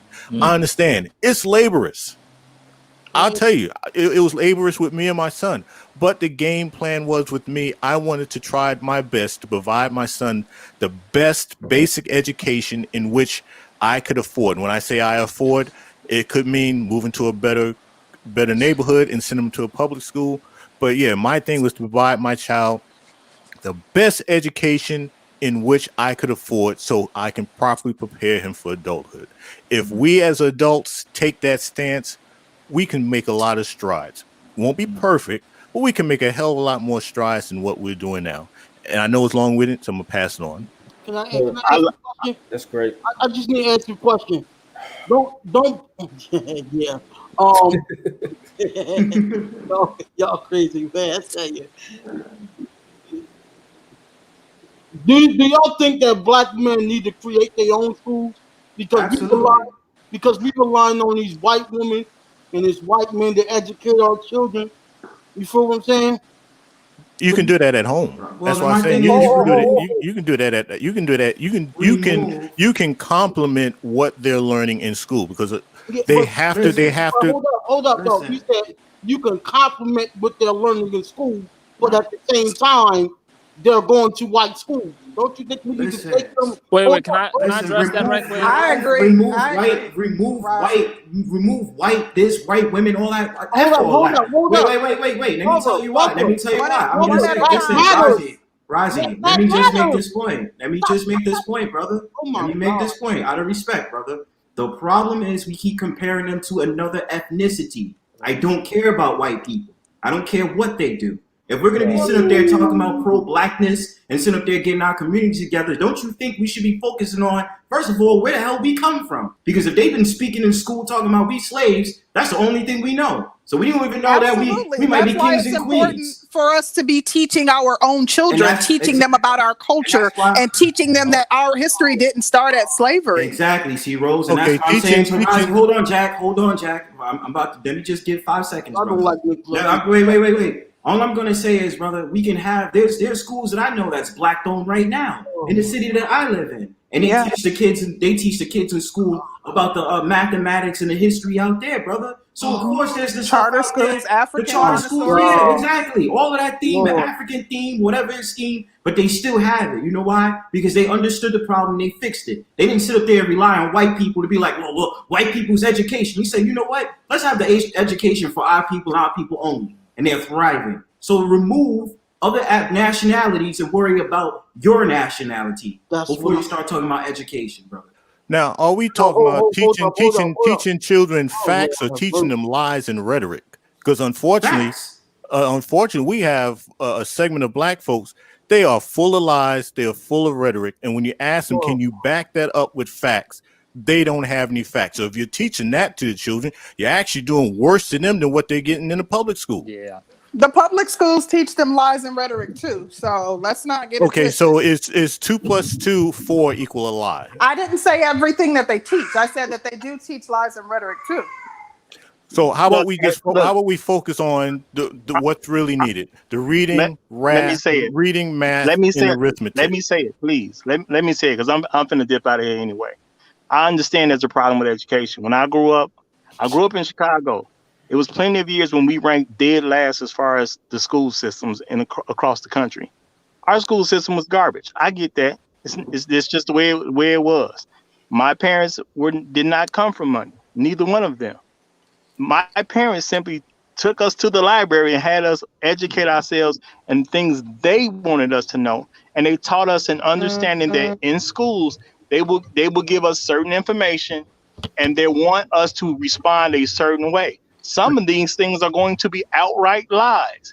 It is okay for you to give them the answer they want, but to also understand the truth. So we got a whole separate education outside of what the school system. That's because the education system is about conditioning, not about teaching the truth.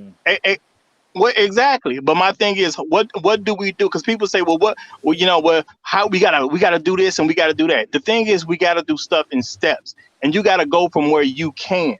And if you don't have enough money to take your kid out of a public school and put them in a private school, you can get your kids some books. You can make a book list. Nowadays, it's a little bit easier because you have the internet involved.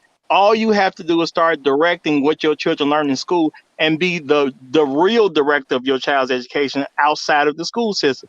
Yes, let them learn what the white folks want them to learn.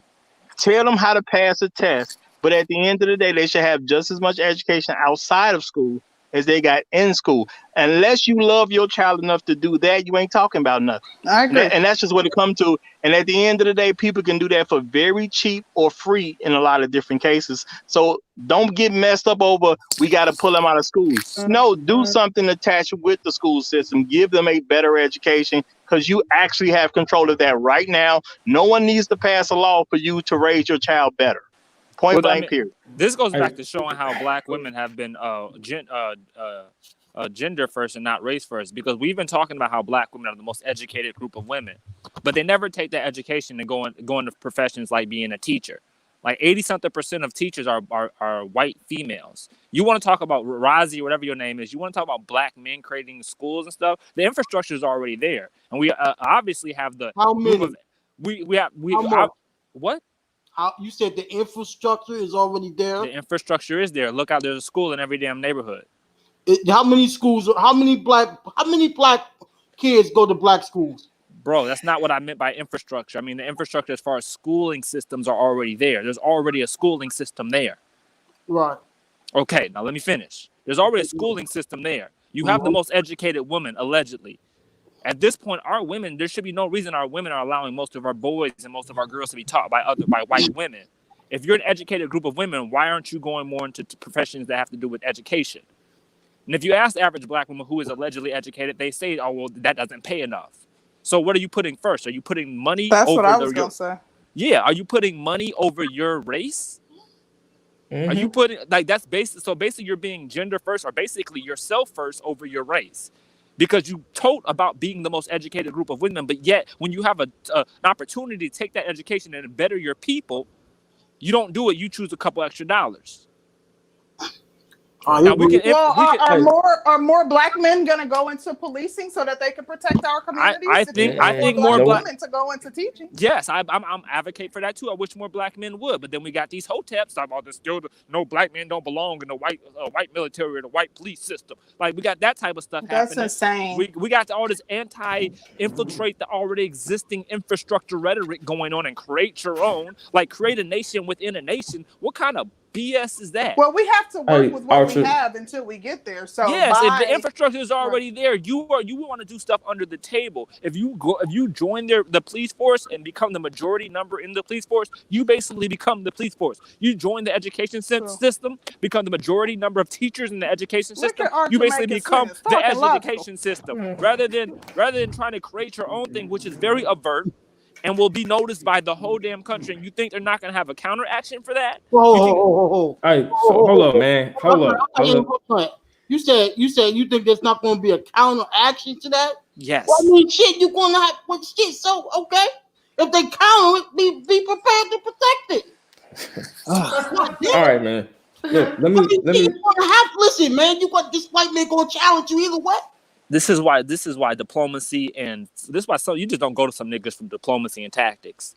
Exactly. Because you just don't come through the front. You don't just come banging through the front door sometimes. Sometimes you gotta meet them through the back. There's nothing better than a surprise goddamn attack. And you're always talking about these super blackity black, beat my chest, come out the guns blazing type of strategies. No, I ain't talking about that, baby. When you're outgunned and outnumbered, bro. Like, what the hell are you talking about? Listen, let me, got you. Let me speak to the education portion just quickly and add a bit of controversy. This be my issue again with the whole black first, because I ain't hear nobody talking about teaching kids how to compete, right? When we talk about the black first argument, we always present it as if we're only competing against white people. Meanwhile, in other conversations, you hear about how the Mexicans a lot of people coming up and surpassing black people, right? And how immigrants come over here and surpassing black people, right? Because we're not focused on competing. We're so focused on just the black element, right? And I'm not saying that that's not important, but this is why, like, again, I keep saying, like, yo, you can't just focus on everybody knows that your black ass is black. But then, like, all right, if you can't compete in education, right? In the math and the science and reading and all that other stuff, it's irrelevant, right? And then you start finding cats leaning on these crutches. Oh, but I'm a minority. I'm black, so I deserve a pass. And then you get mad when people say, oh, well, he's not as smart as this person, or she's not as smart as this person because they're black. Because y'all been riding that fucking wave, right? Versus like, no, listen, man, we know that's not true in this space and in real life. We know very intelligent and successful people who are black. You know what I'm saying? So like, I'm always going to push back against that narrative. No, like we live in a melting pot, the same way that it's the plenty of Asian cats I know. Everybody think they smart. These motherfuckers dumb as hell. It's Indian cats. Zero talks about they not as smart as that, but we the only ones that have to prove like, but that's because we the main ones that hold on to that. But I'm black. I've been at a disadvantage because of the white man. So that's why and that's bullshit. I work as an engineer, right? And I gotta constantly be better or work twice as hard. Like, and you hear other people talk about that in any profession that you work in. But that's because we have too many people that grab onto that narrative. So I hope that makes some sense. Like if I know, like, yo, we're beautiful, we're intelligent, You know what I'm saying? We come from different places. We can do that. Then we gotta let that. Why we can't just be people? Okay, that's the woman. Can I jump on that right quick? Because go ahead, bro. Right, but how can you say why can't we just be people? But you pointed out that as a black man, you have to work twice as hard. As a black woman, because motherfuckers keep saying the white man held me back, and we got to do this as black people. You shouldn't have to work twice as hard. That does mean that you're being held back. No, that does mean that you're being impacted because of your race. Come on. Okay, but everybody's being impacted in certain types of way. Now, are you going to let that impact become your crush? Okay. Can you let the impact become your crutch? Like we're gonna act like Hispanic men are not being impacted. They're most of them are getting paid under the table and getting paid extremely less. But what do they do? I'm not saying that they're not. He just didn't want to acknowledge that there is an impact because we acknowledge it, but we can't use it as a crutch. But what that's not meaning that it's a crutch. Acknowledging it, so we're supposed to act like it doesn't exist because we don't want to use it as a crutch. Let's lay it out there on the table so we know what it is. Nah, no. Well, we already know what it is, but we always talk about it too much. The point is, Hispanic men know they don't get paid as much as other groups of men, but they have systems to counteract that. Like 5 or 10 of them in one goddamn home until they own it. They have systems to counteract the fact that they make the less amount of money than any other race of men. Hispanic men make less money than black men on average. So they make less money, but yes, I'm not disputing that. Individually, they make less money, but as a household, Hispanic households make almost 2 to 3 times as much as black households make. Why? Because they have a cultural system that allows them to overcome any handicaps they might have. Now, black people, we have our own individual and unique handicaps, but we don't have a system to overcome them. Right. Our system to overcome them is to whine about them and hope white people become thank you, Arthur. Arthur gets it. Thank you, sir. So what I'm saying is that the systems don't. The fact that every group of people have their own cultural issues they got to deal with is irrelevant. What you got to do as a group is not dwell on your problems and turn your problems into your strengths. Find a system that works for you. Culture, like even guys, for example, I got a small pee. I just learned how to use my tongue. It works for me. Oh, my bad. Hold on. I thought I was on mute. My fault. I want to highlight something really quick that was said that I found interesting. Era Black TV said, pro-black men are poor. When blacks move up in jobs and careers, we leave all blackness behind. Or the black man has to forget part of himself while he does his job. He's pro-black halftime now. Where's the respect? I agree with that. I've noticed that in the first. Listen, but I disagree. I got to go back to the crazy shit. I can't be serious too long. I want to chime in something about this competing and having to work twice as hard. Who's to say that other races are not working twice as hard? Everybody has to compete. Right. That's what I'm talking about. Everybody has to. Everybody. Go ahead. Everybody has to put in that extra work to get above everyone else. If you look at this, going back to basketball, you see all 10 dudes. How many dudes is on the bench now? 10 or 12 in the NBA on the bench? Like 11 or 12. You got a 12-man roster.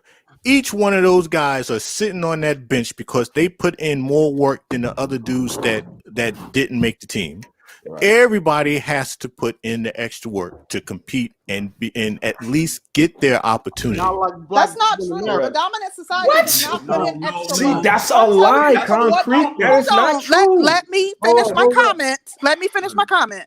I'm telling you that the dominant society does not have to work twice as hard. There have been studies that have been done. And the crazy part is I see white people acknowledging this, that black people have to work harder, that there have been studies that they can collectively show that the black people in certain corporations are working twice as hard and or doing 2 jobs and getting paid a salary for one. Like, so come on, like let's not act like this isn't a thing. We can't have an honest discussion about it unless we admit what's really going on. You're not know it, but I'm not. Let me read the super chat really quick.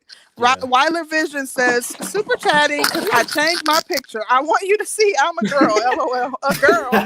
Thank you, Weiler Vision. Okay, y'all go ahead. My bad, Weiler Vision. Hey, go ahead, bro. Real quick, you got it. This is a thing. I think Archie mentioned this earlier. The thing about it is when you see, especially in my city, I see Mexicans that'll work like 15 to 20 hours a day. Okay, 15 to 20 hours a day. We keep talking about immigrants and all this other stuff, and they might come from worse conditions than black people. But this is the thing I get annoyed at. Yeah, we can say, oh yeah, the black man has to work twice as hard, the black woman has to work twice as hard. But when do you leave that alone and say, you know what? We have a vision, we have a plan, we're gonna do this, and we're gonna make sure it flourishes. Right now, we could be jumping on a boat with the black people out there in Georgia that has 19 acres of land, and they're trying to secure that for the black community. Right.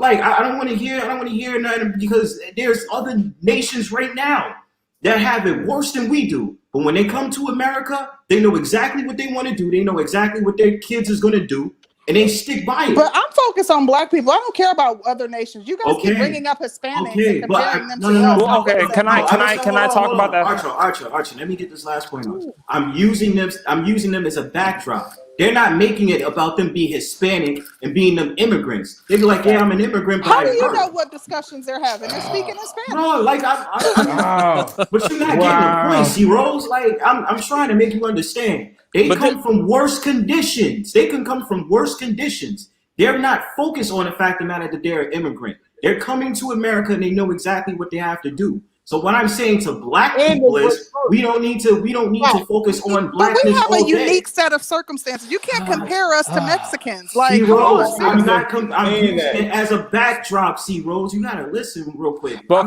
not trying to diss you, but I'm trying to tell you I'm not using black as a crutch. All I'm saying is, yeah, I recognize that I'm a so-called black man, or I see a so-called black woman, but I'm not using it as a crutch. If I have to bust my ass to work 2 to 3 jobs, if I get paid under the table, well, guess what? I'm going to develop another hustle and another job to make sure I'm good and people around me is good and my family is good. I'm not depending on the fact that I'm black to move. That's how it should be. Okay. Well, you're saying that Hispanics and them don't face the same type of situation we have. We have our own unique situation. The reason why these other groups, especially the African immigrants or anybody else who comes over to America and flourishes in this system, the reason why their experience is relevant to ours is because it shows what a strategy can do for you. And this and in sports, when you see a strategy that works, you emulate it. And you can say our situation is unique all you want, but there are formulas out there that work. And the best thing for us from to that do standpoint. Yes, we should be strategizing, and that recreate the will. We should unite. But I'm talking about our history is different. But our history, okay. But this is what black people do that most. We harp too much on our history. No such thing. Would you tell that to people who are complaining about their history in Germany? That they're harping on it too much? Like, seriously, come on. If it impeded their growth, I definitely will. If every conversation. But can I just say this? I'm sorry. Those other groups, they move as a group. They race first. You niggas don't want to be that. Come on, let's be real. Well, they only do that. They may not even be race first, but they follow their men's leadership. And when you have a group, when men are leading, you have better strategies because men are naturally better strategists and tacticians than women. That's why we're hunters and gatherers. The men are the hunters and gatherers. Why? Because under stressful situations, we're able to keep our cool more rather than breaking down and crying. Women throughout history have never been hunters and gatherers. So when you're facing some type of trauma, some types of stress, you want a man to be there to lead you, to strategize. That's why throughout time, no armies have followed women into battle. They followed men.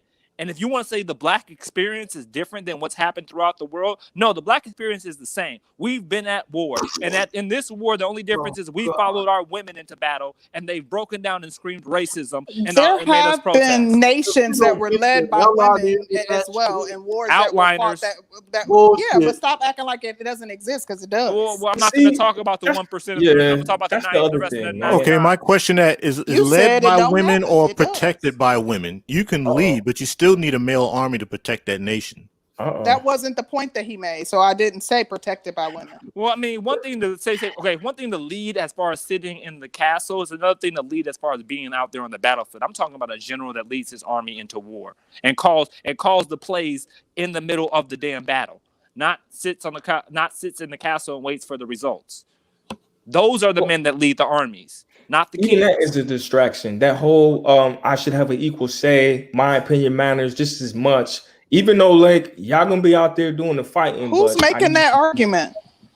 I'm just saying in general, like when we have these type of conversations, it's that's like the undertone, and it's kind of like, and I'm talking about the overall space, and it's like, all right, this is why I understand some people say, yeah, we shouldn't be having these conversations with them, we should be having them with ourselves, you know what I'm saying? And then other people say, well, no, some people make some valid points, this, that, and the other, but it just gets muddied, and then it because it ends up becoming well, any point that you can counter it, you're gonna do it. So we don't get nowhere. That's not true, and like it's not just a woman thing, because Rozzy is also on the panel, and he shared some of the same things, and so has Art New Style was agreeing with some of the same points, and they're males, so this isn't just a woman having an objective or having a dissenting view. But I have to disagree with Rozzy because he talks about the group effort, but it also breaks down to the individual effort. This is no different than the situation with, I don't remember the young man named, the quarterback, the black quarterback for the Washington Redskins that got demoted to third string because the young man was not pulling his weight. Now, there's plenty of other dudes on that team that's getting in the gym. They're doing what they need to do for themselves that will better the team. But this young man who has the talent is not doing what he needs to do for himself to keep himself in the best position to move with the team. You can have a team, but if the individuals are not pulling their own internal weight, then they're not going to help the forward progression of the team. Yeah, true that. But listen, yeah, that's true. That's absolutely true. I never denied that individuals need to pull their own weight. But at the same time, we have to mobilize as a group. But how can you mobilize? Who do you mobilize behind? Especially when I wanted to get Brown Becky in here too. Say that one more time. Oh, before you start, even though I'm not much of a Faith, even though I'm not much of a fan of Faith, them legs look good. Damn it. Yeah, they sure do. She ain't shit though. Who was that comment? I'm gonna throw up. Yeah. Who do we? You said we gotta mobilize. Mobilize behind who? What you mean mobilize behind you? Because behind every mobilization there is a leader. He like anybody black. It don't matter. So I mean, for the most part, Black America has mobilized behind the women. Man. I don't believe in just mobilizing with just anybody black. It's a lot. It's a lot of skin folk that ain't kin folk. It's a lot of these Negroes I do not want to mobilize with. I do not want to unify with. I do not want to work with because they anti-black.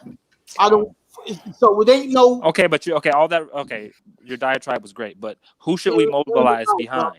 It's not no diatribe. Who should we mobilize behind? Are you saying? I mean, because at one point we are technically, if the women have openly stated they will not mobilize behind the men.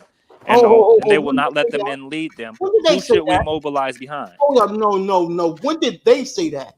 When did they say that? Yeah, when did black women say that? Where have you been? Hold up. Before Rozzy answers the question, I'll let Rozzy answer, and then we're gonna move to closing comments from everybody. We ain't done yet, concrete. All right. She's kicking us out and shit. Y'all asses gotta go. Oh yeah, Sister George, man. Unfortunately, I had to take a shower the other day, so my ass is really happy. Really happy. Sister George. My shit smells the best, so she was loving it anyway. But anyway. Nasty ass.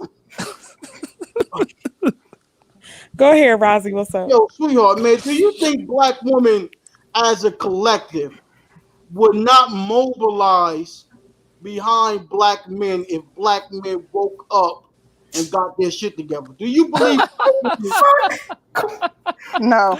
Okay, so wait. So you're claiming we don't. Let her answer. Hold up. Let me say this. See. Okay. I actually don't think that they would at this point. And I say this because it does not take money to get women to follow behind you. Right. If a woman is going to follow behind you, she's going to do that anyway. But what now, because it kind of reminds me of the debate question. Like, if a woman is going to be submissive, is she going to submit because you have money? If she's submissive, she's submissive. Now, what I will say, women do like to see men in power. I don't know.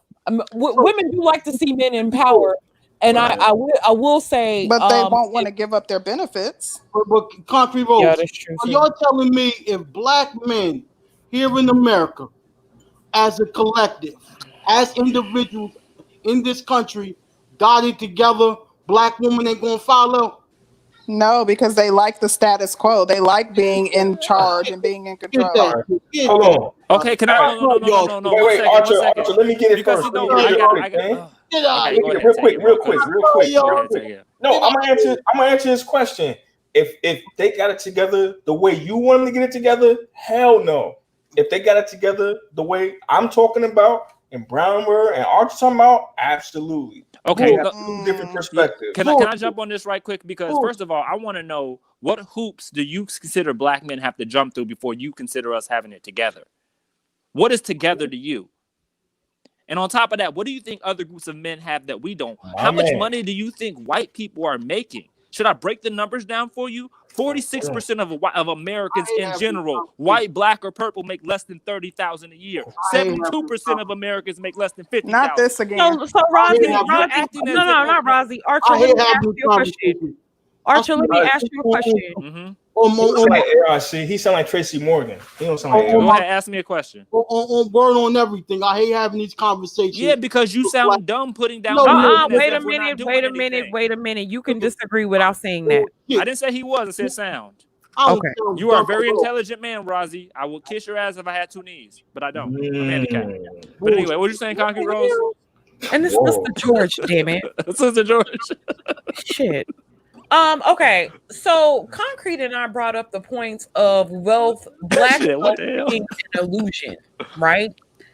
Are you saying that white wealth is an illusion as well, that white people don't have it the way black people think? I love that question. You know what? I love that question because it's 100% accurate. This coronavirus has showed you how fragile white wealth is. And if you know anything about the economic system, you would know that most Americans are living off credit. The lifestyle we have is not off wealth. It's off credit. On our last and once the credit institutions froze, and once the jobs froze up, how fast did they come out with a stimulus check? Because people in America are not as economically stable as you like to think they are. Most Americans cannot afford one a $500 emergency payment.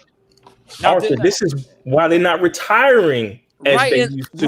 Niggas working into their 70s, almost 80s, because they can't afford to. But if you ask the average black, let me finish this. Okay, 1 second. If you ask the average black woman, she would think the average white man is making six figures and living in a penthouse somewhere. That's honestly what she would think. And she would say, black man, you got to step your game up to get up with William Cartwright. No, that's not how it is. Okay, we're not necessarily drawing the comparison between y'all and white men. We're just saying y'all. Period. That's what we always hear. Wait a minute. Let Rosie go ahead. You asked me what is black men. You said because you asked the question and said, "What does black men getting themselves together look like?" Yes, sir. That's the question you asked, right? Yes, to sir. me, black men getting themselves together is getting themselves, accepting who they are, loving themselves for who they are. I'm just this is my relax, guys. Relax. Laughing, let me get out. Because you niggas laughing. Because let me tell you something.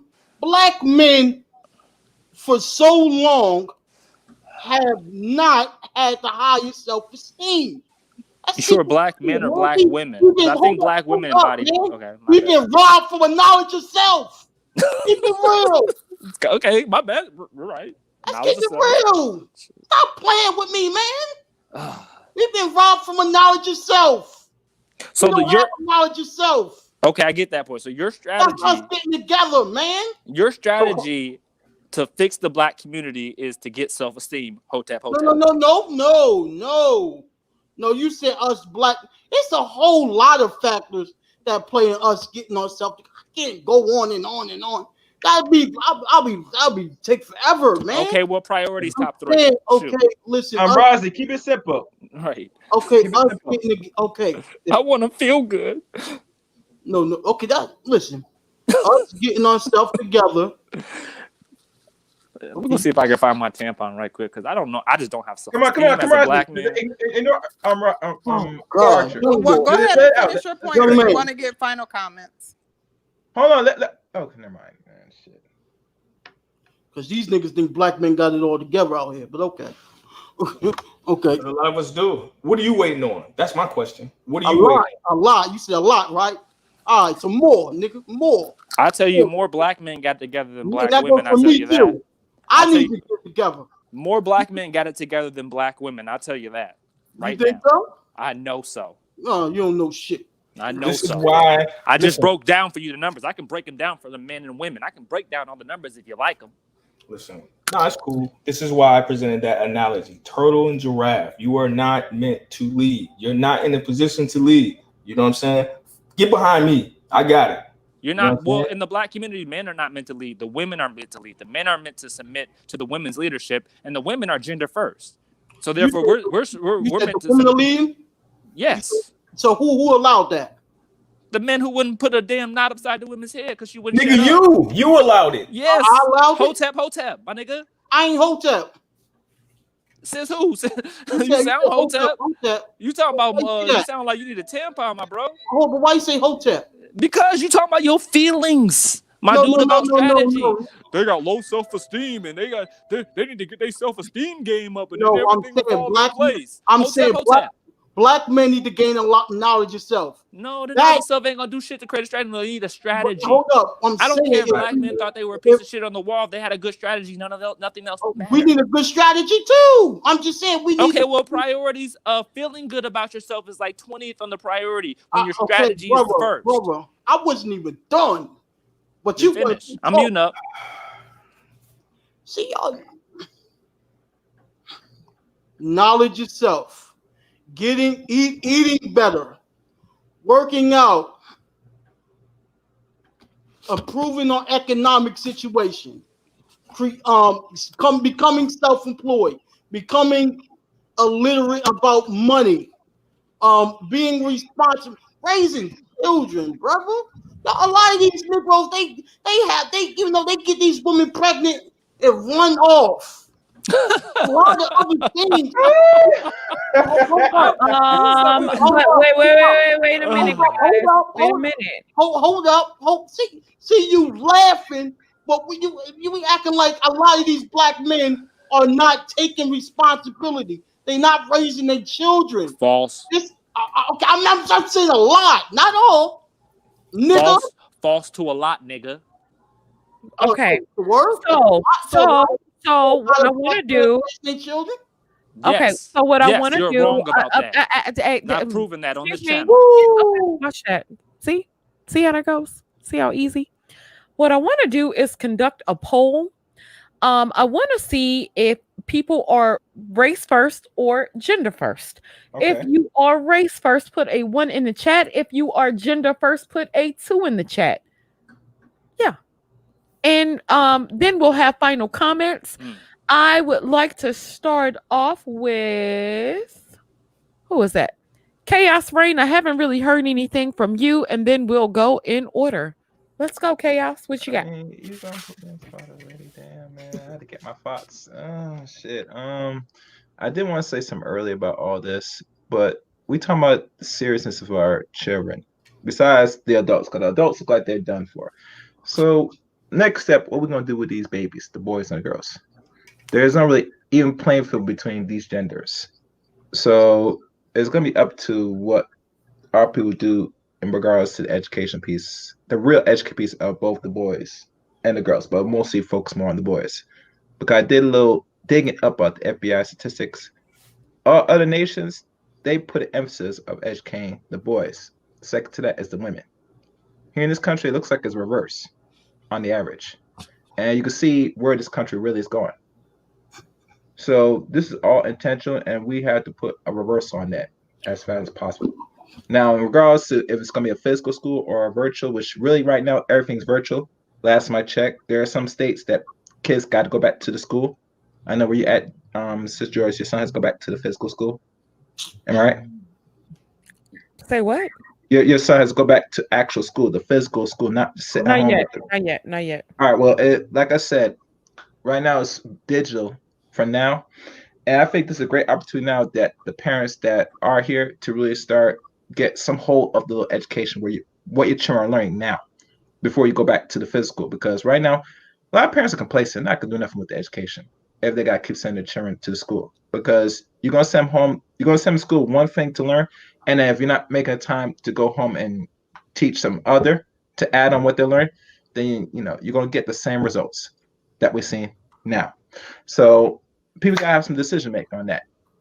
So in regards to somebody building some school, that's already here. You can Google that right now to find all black school system that's still run by black people. It might not be a lot, but they're located where majority of us reside. That's all. Well, thank you so much, Chaos Rain. We really appreciate you for coming through. Archer, what do you have? Okay, well, my closing statements, I like to address the BS this guy just said about black men leaving their children. Now, Alador, knock it off. Okay, so this is final comments. You can just say whatever you have to say and then, leave it at that. Thank you. Okay, so I understand that he has a lot of negative views about black men that were basically, let me finish, basically created in the 70s and the 80s. Now, this is a completely different. Let him finish his comment. This is a completely different era. Now, whether or not that was true, the black men were leaving the families or the women were breaking their families, regardless of how that happened back in the 70s and the 80s and early 90s, that is no longer the case. And it's not fair to put that title on black men, the stuff to make young black men who are soon to be fathers or going to become fathers in the future, to place that title on them based off the sins of their father. Now, yes, a lot of black men in the past, a lot of black families in the past broke up for whatever reason. We can debate the reasons. We can debate whether it was welfare. We can debate whether it was the man just getting up and leaving when the woman got pregnant or the woman kicking the man out the house. We can debate all that. But as of today, as of the young fathers today, don't place that on them. Don't place those old negative stereotypes that the young fathers today has not even had a chance to even be good or bad fathers. Don't place those old negative stereotypes on them today. Because what I see from black fathers today, I see excellent black fathers with their children under 10 years old. Now, what might happen to you or happen to your sister or what happened to other people throughout time, that's irrelevant. Today's black fathers are the only thing that matters, and they're doing a great job. And it's not even some. And as of today, the divorce rates and the breakup rates, women are breaking up the family today, not the men. Black men have been shamed into doing whatever it takes to try to keep their family together for the longest.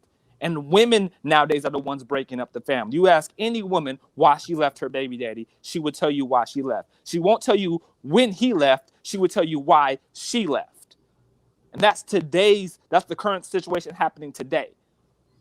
Now, the trauma these women have went through or trauma people have went through based off stuff that happened in the 80s and 90s where allegedly the man just got up and left, that has nothing to do with you labeling today's black men as bad fathers. Don't do that.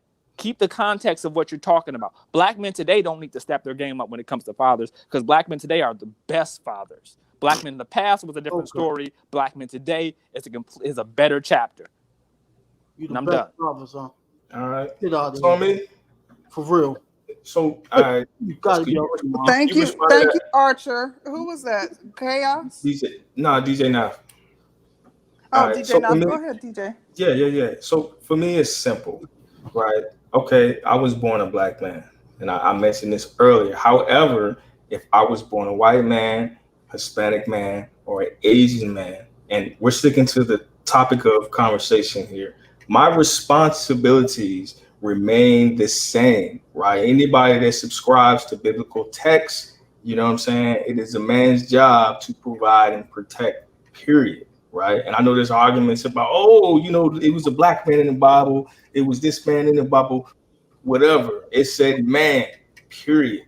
You know what I'm saying? So from my perspective and the way I approach this conversation is my responsibilities and obligations as a man on a spiritual level and a society level is to carry out certain doctrine. You know what I'm saying? There are just certain responsibilities, regardless of what my skin tone is. I have one of my closest friends is an Asian dude. and he has the same issues as the white dude. He's like, damn, yo, I got a wife, I got kids.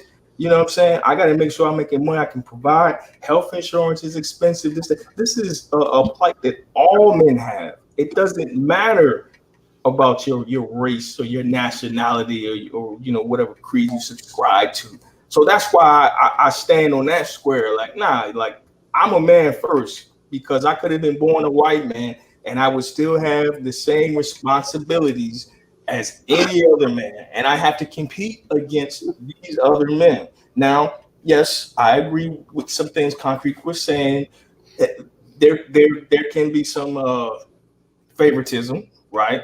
We live in a predominantly white society, you know what I'm saying, in this country, but it's diverse though. You know what I'm saying? This isn't Europe, this isn't China or Japan or any other countries where, it's not mixed. So yes, we have to compete against each other. And yeah, maybe, because of our history, again, to your point, we have some shortcomings and some things that we have to overcome.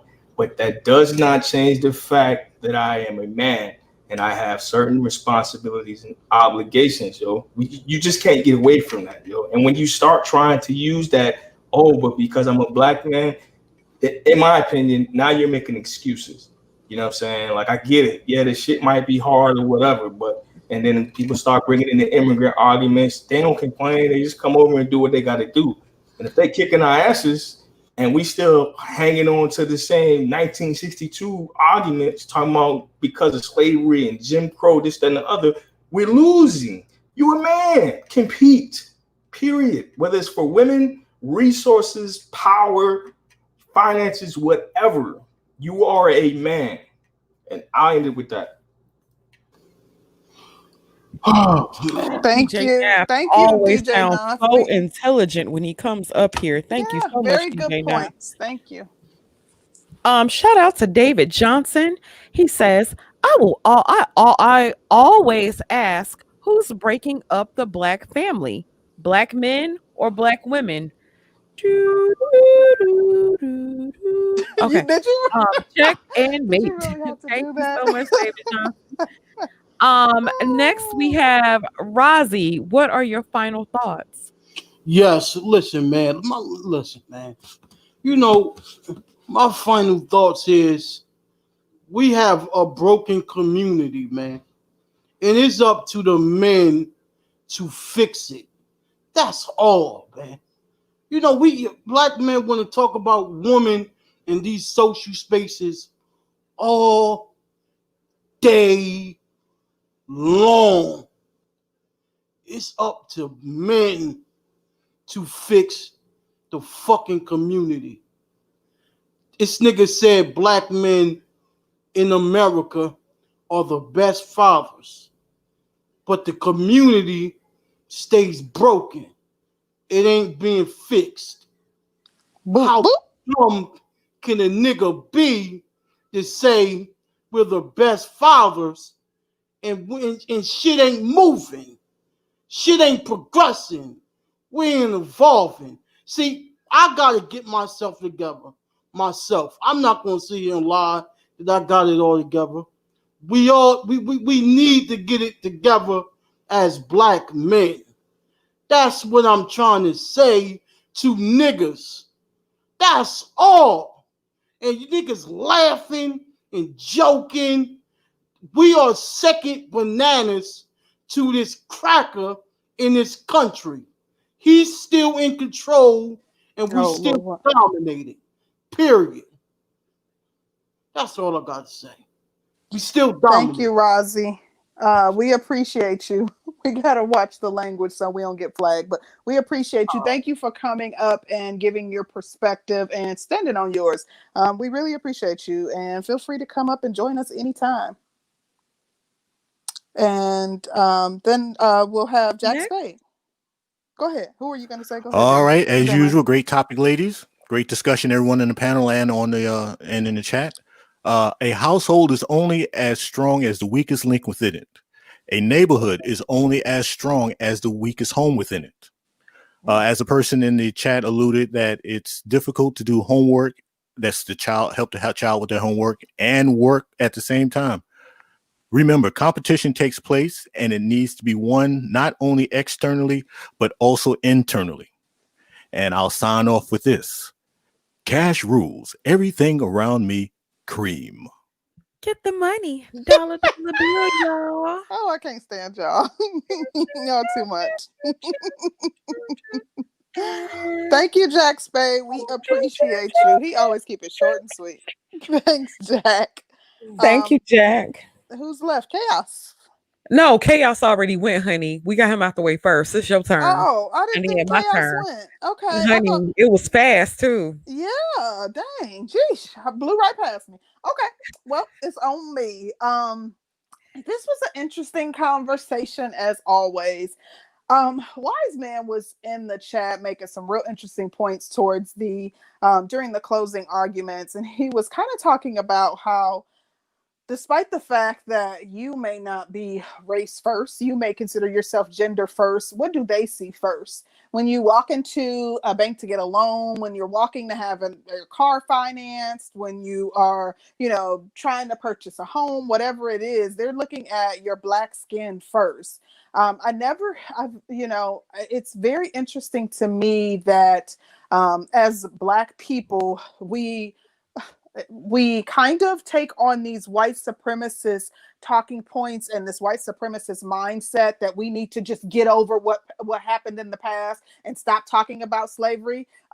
In some parts of this country, slavery ended 160 years ago, hasn't even been 200 years ago. But we're being told, and the effects of it are long lasting, and we're still dealing with the ramifications and the trauma from it today. So to say or to allude to the fact that we shouldn't still be talking about it, we should just let it go, that's absolutely bullcrap to me. We should still be talking about it. We should never forget. We should continue to strategize as a result of what has happened and the position that it's put us in. We should talk about racism in the workplace. We should talk about how that impacts our everyday lives with our children, as opposed to having this mindset that we should just forget. That is what they hope that you do, that you forgive and you forget. Talking about it, understanding what it is, strategizing as a result of it does not mean that you stay stagnant. Baby, I talk about it all the time, and I assure you, I am not stagnant by far. In addition, I have a conscious partner. He talks about it. That has not kept him stagnant. Talking about it does not mean that you're doing so in a way that you feel like it's hindering you and you're not able to progress and elevate. It's kind of like not the 48 laws of power, but oh my gosh, I can't think. Oh, The Art of War. Like, you have to know your opponent in order to strategize and know how to attack them. So it's important that you talk to, the youth about it and let them know what they're up against so that they can work around it, so that they can, become entrepreneurs, so that they understand the obstacles and that they do whatever it is that's necessary for them to overcome those obstacles. So I completely disagree with the notion that we should not be talking about it and we should just continue moving forward as if it never happened. Like, that's silly to me, and that is exactly what they want, and I'm not giving them what they want. That's all I really have to say regarding the topic. I already stated the fact that I am most certainly race first. That will never change, even if that means that being race first means being Black male first. If you're gonna put your life on the line for me, if you're willing to protect me at all costs, absolutely, I'm you first then, because that's the ultimate sacrifice. So I say that to say that I'm not knocking anyone who takes a different stance. I think that there were several men up here who basically alluded to the fact that, or just came right out and said that, they are gender first. That is your right. But, I will always speak about the benefits and how it impacts us for us to be or to not be race first. But thank you to everybody who joined the panel. Very dope conversation, good perspective. We have some people that don't come up too often. Razi, DJ Naf. I enjoyed hearing different perspectives and actually hearing you guys on the panel as opposed to in the chat. So thank you, and please continue to come up and enjoy and engage in the conversation when we have other topics as well. Thank you to everybody who super chatted and everybody in the chat, and that's all I got. Okay. I thought this was an excellent conversation. Shout out to everybody who came through, everybody who super chatted, and all of the panelists, and definitely the chat. We appreciate you guys coming through every week to support us. We're gearing up for our 100th show and our first year anniversary. So really looking forward to this. It's gonna be a good one. We're excited. Just really excited about being able to do this, and this has been a great opportunity for both Concrete and I, and we're just really grateful for you guys. Be sure to check us out. We're on Spotify, Google Play, Apple Music. We on the Animal Channel. We everywhere. Come check us out. Everywhere. And shout out to Jessica X for the super sticker. Thank you so much. Thanks, Jessica. Yeah, thank you guys so much for coming through. We will see you guys on the next one, but be sure, if you haven't, catch the replay, catch the playback. It was a good one. Talk to you guys later. See you guys very soon. Don't know if we'll be here Sunday, but we'll see. See you guys soon. We're out.